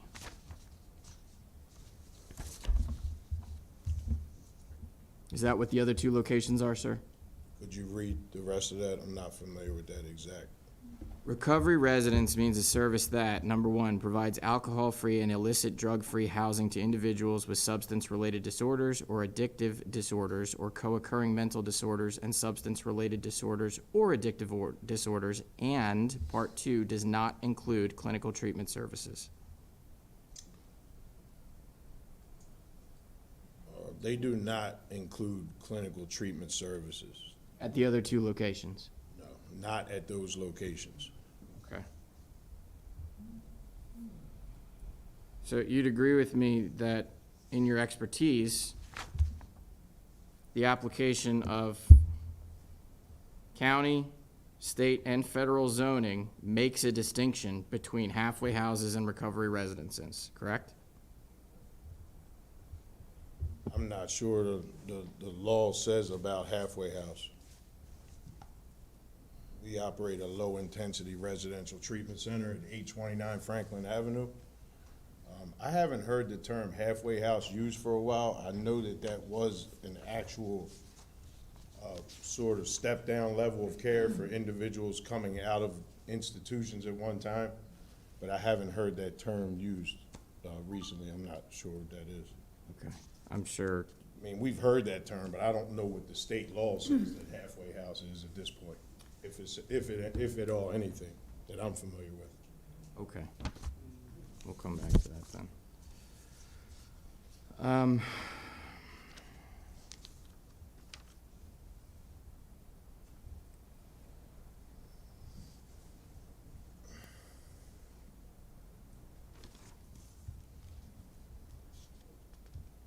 Mr. Beck, do you live in the Fairfield community?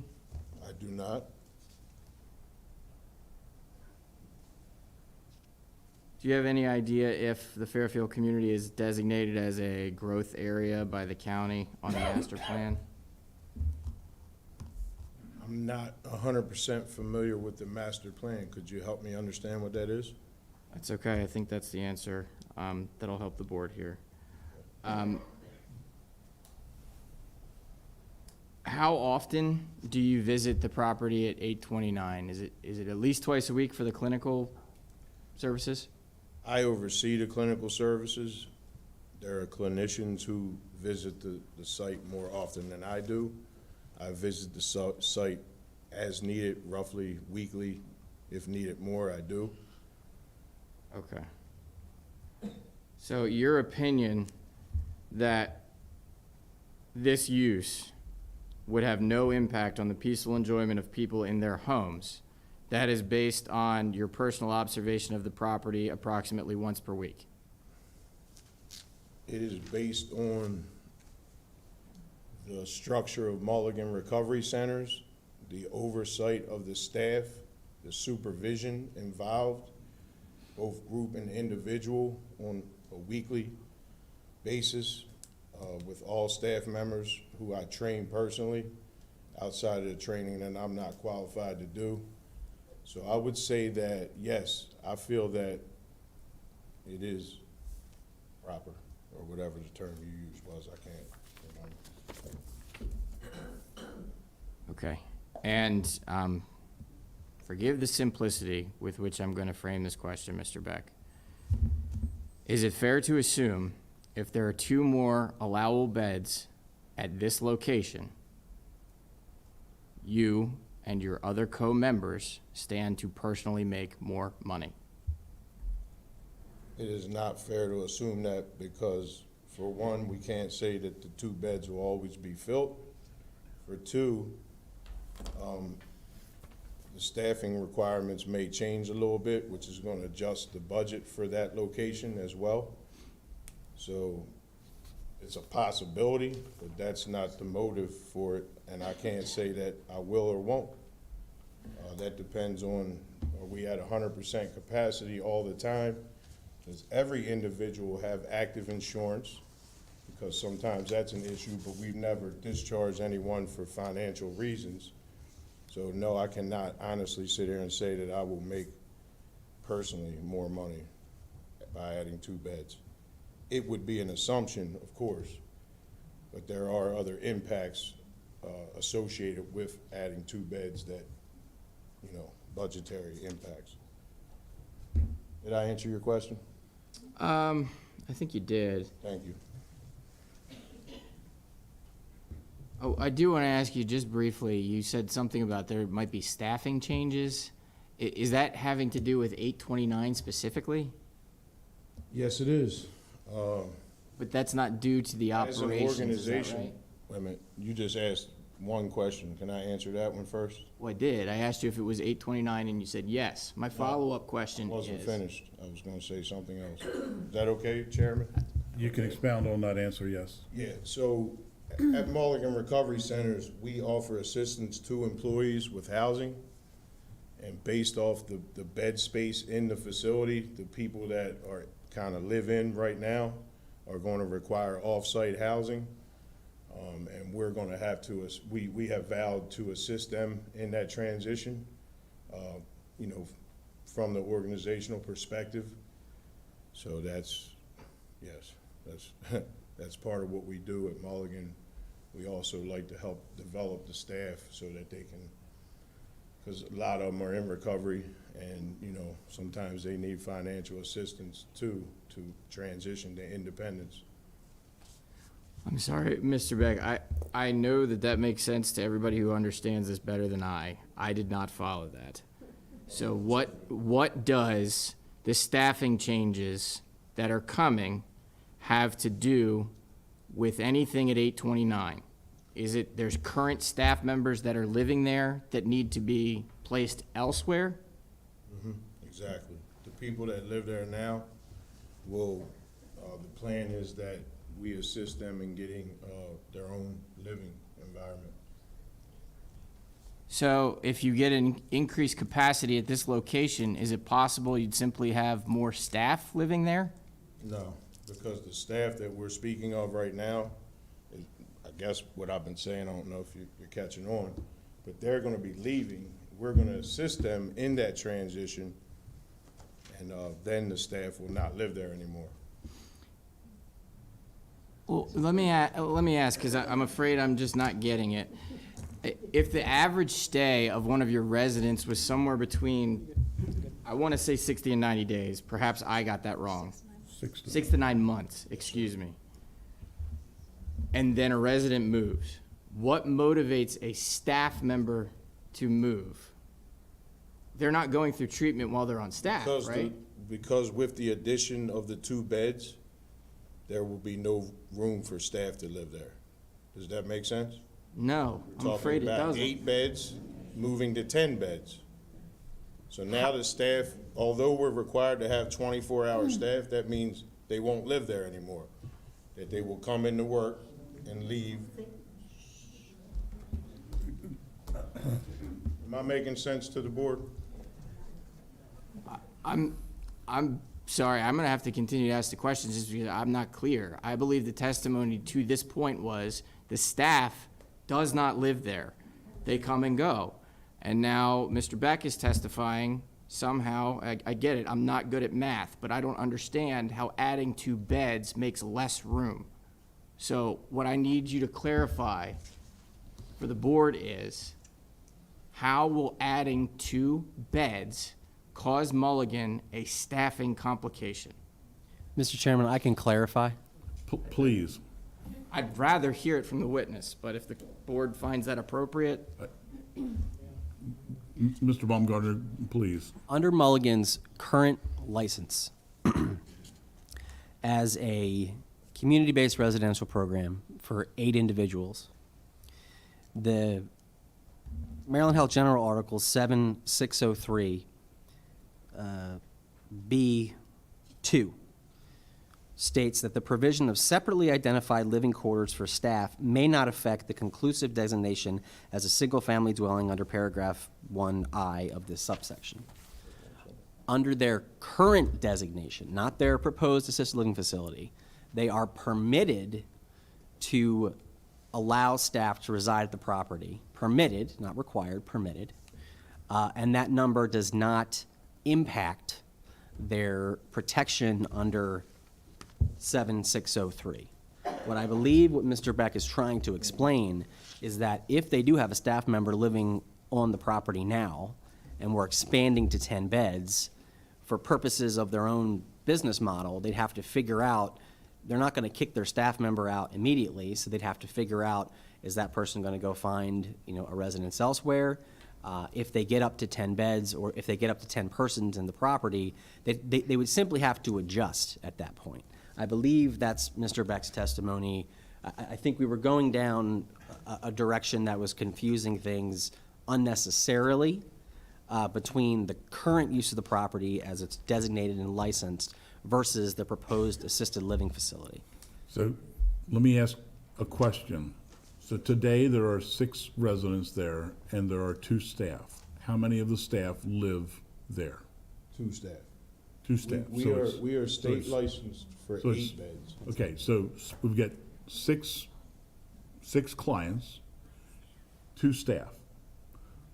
So there's a total of 8 there as we speak, that utilize the bedrooms. There is bed space for 2 staff right now. Okay, To my knowledge, I think it's 2, it might be 1 that live there. does staff live there, or do they rotate in and out? Some staff live there, some staff rotate in and out. Mr. Chairman, we can recall Helen or Brian McCall to answer that specific question if the chair would prefer. Okay, if that would be more appropriate. It was my understanding it was 2 staff living there, but I might have missed something. Okay. I don't want to interrupt So, Mr. Luzuriaga. Mr. Luzuriaga, if Mr. Beck can't answer that question, we can recall. Sure. Either Mr. or Mrs. McCall. Sure, okay. But Mr. Beck, your job, as you testified to, was to oversee the clinical operations in Mulligan Recovery Centers. Is that correct? Yes. I don't have anything further. Can we take a break? Yeah, we're going to take about a 5-minute recess. When we come back, Mr. Beck, you'll still be at the table, and at that point, people in the audience will have the opportunity to ask you questions. Thank you very Okay? much.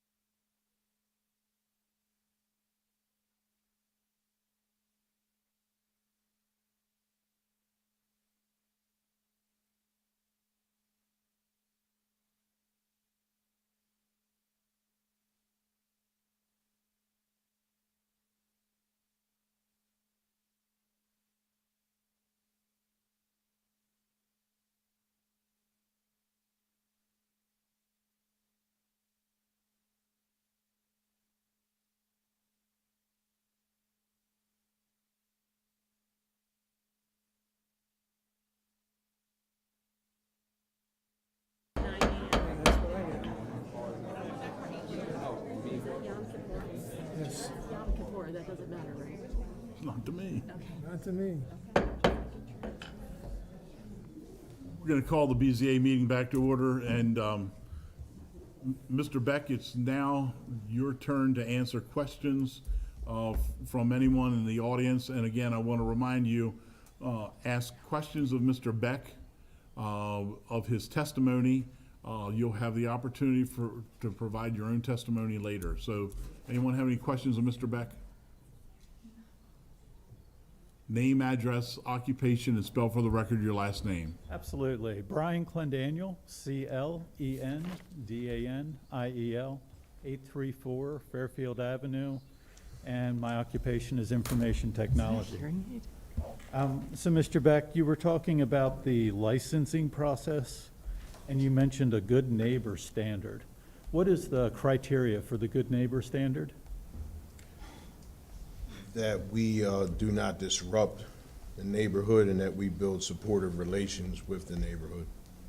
That we help, if possible, if someone needs help.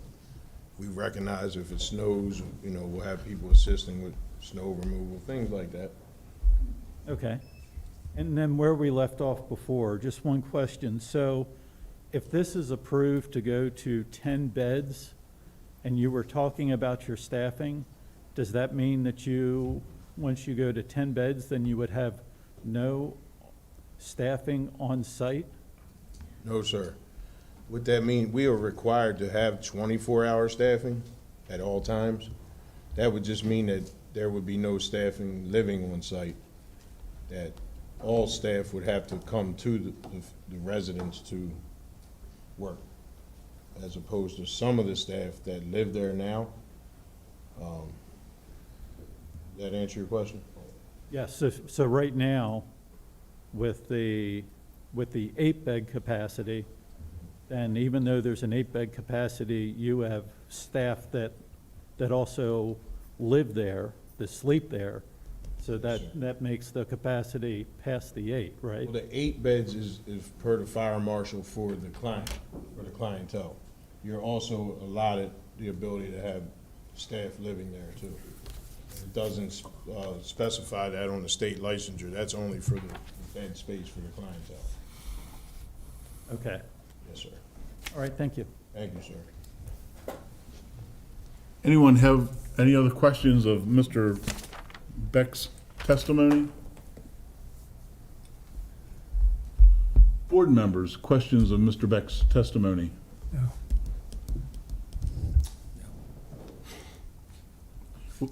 Go ahead. You have a question of Mr. Beck's testimony? Question for Mr. Beck. Okay. My name's Rick Dorsey. I live at 716 David Avenue, Dorsey.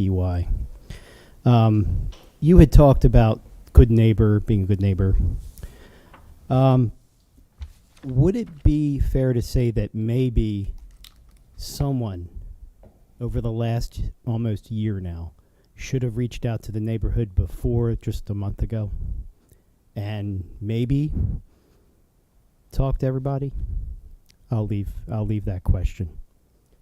In answer to that, because there was no agency to reach out to, we did what was required of us through the county regulation and then the state regulation. But we were unaware of a neighborhood agency or something like that to reach out to. Noted. Thank you. I just, it seemed to be that someone made some kind of attempt in the last month to do something. But if you're being proactive, wouldn't you want to reach out prior to, what is required and be progressive? If you have a progressive organization that's on top of things, it's been a year almost with 3 properties now under your control. Thank you. I don't know if that was a question. Thank you. Was that a question, sir? Okay. Just like we did with the open house, we attempted to reach out and nobody showed up. We didn't have any direction as to where to reach out. There's no community organization, and we did what was required through the county and the state.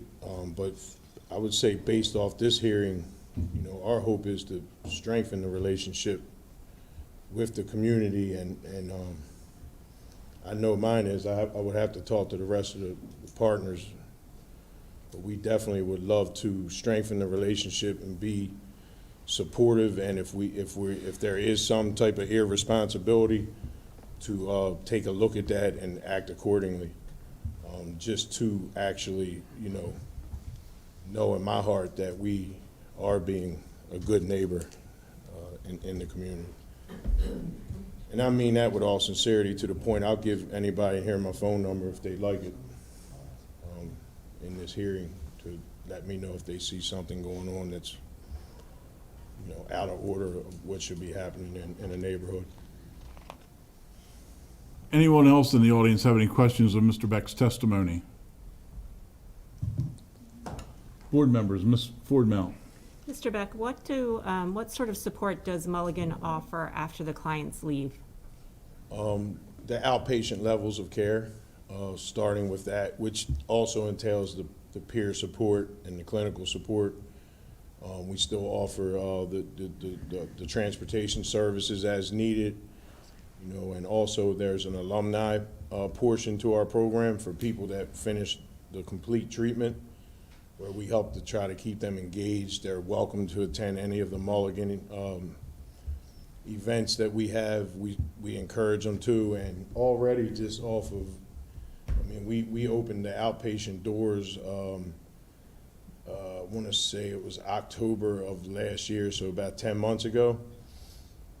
We already have about 5 people in our alumni program, and some of them are actually becoming staff. So that the support that we offer is to help them to be financially stable as well, and we actually pay well. We're putting together a good benefit program too, and we help out with things like housing, you know, for employees that might need assistance in different areas. So those are some of the things that we try to do. The Medicaid reimbursement is the lowest reimbursement of any of the insurance processes, but if you see the services we're providing, you're probably thinking, we're not making a ton of money, trust me. It's more for the better good of people, and which spills into the community, which spills into everyone's families.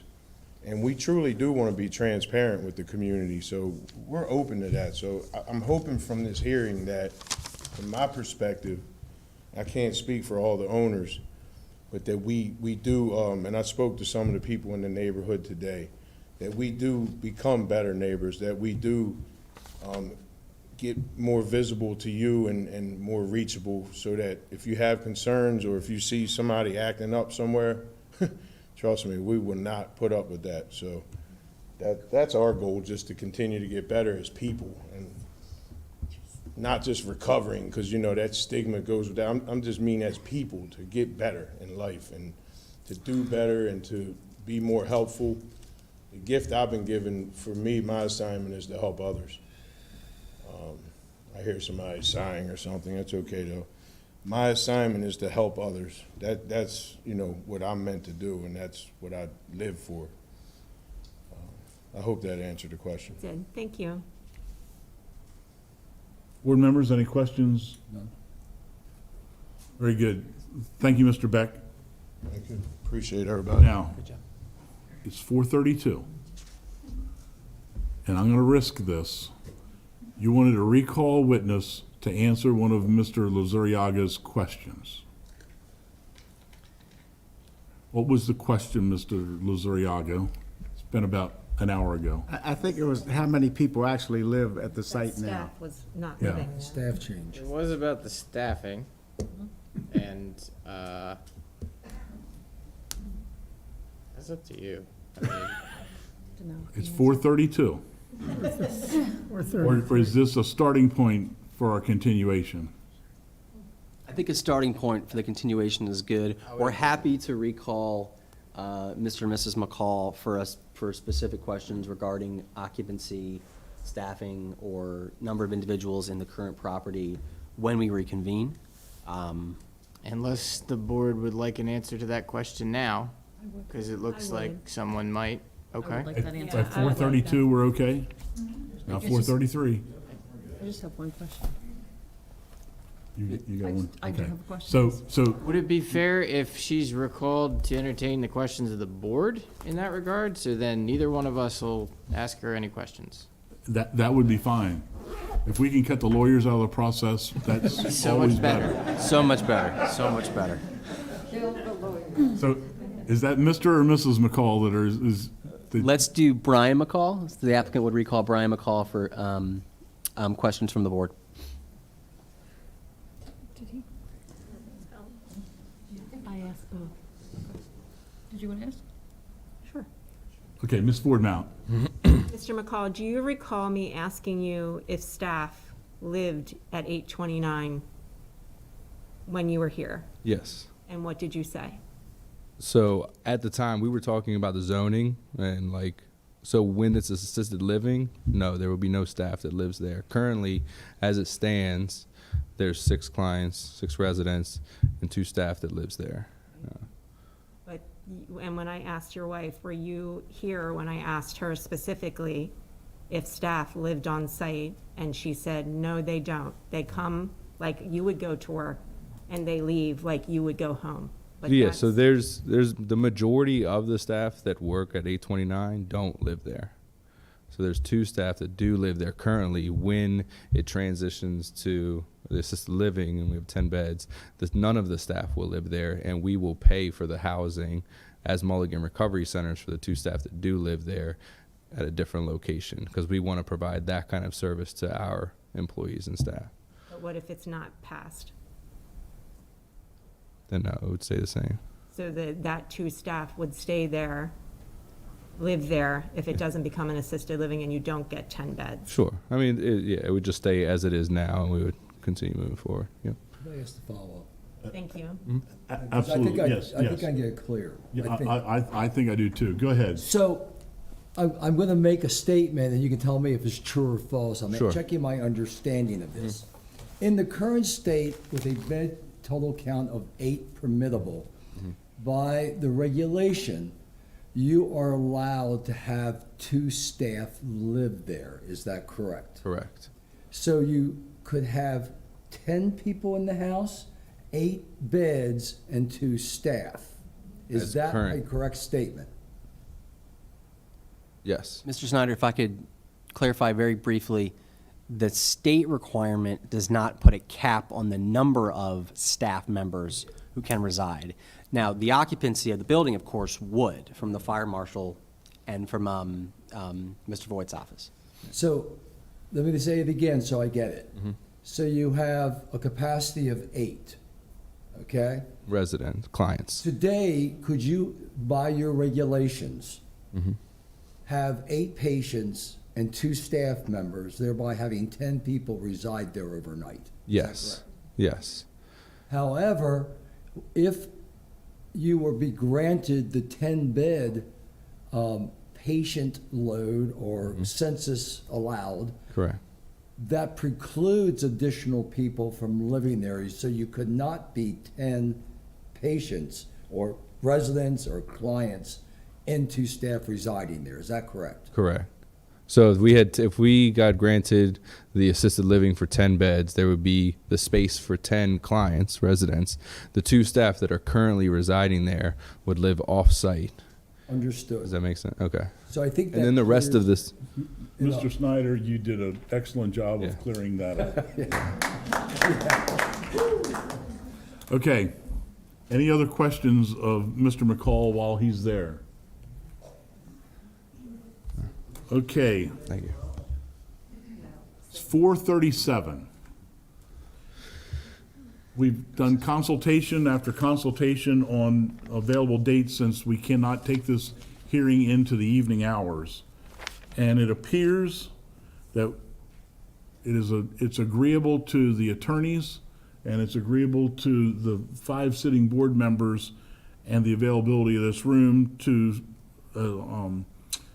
resume this hearing at 9 o'clock on October 5th. That is a Wednesday.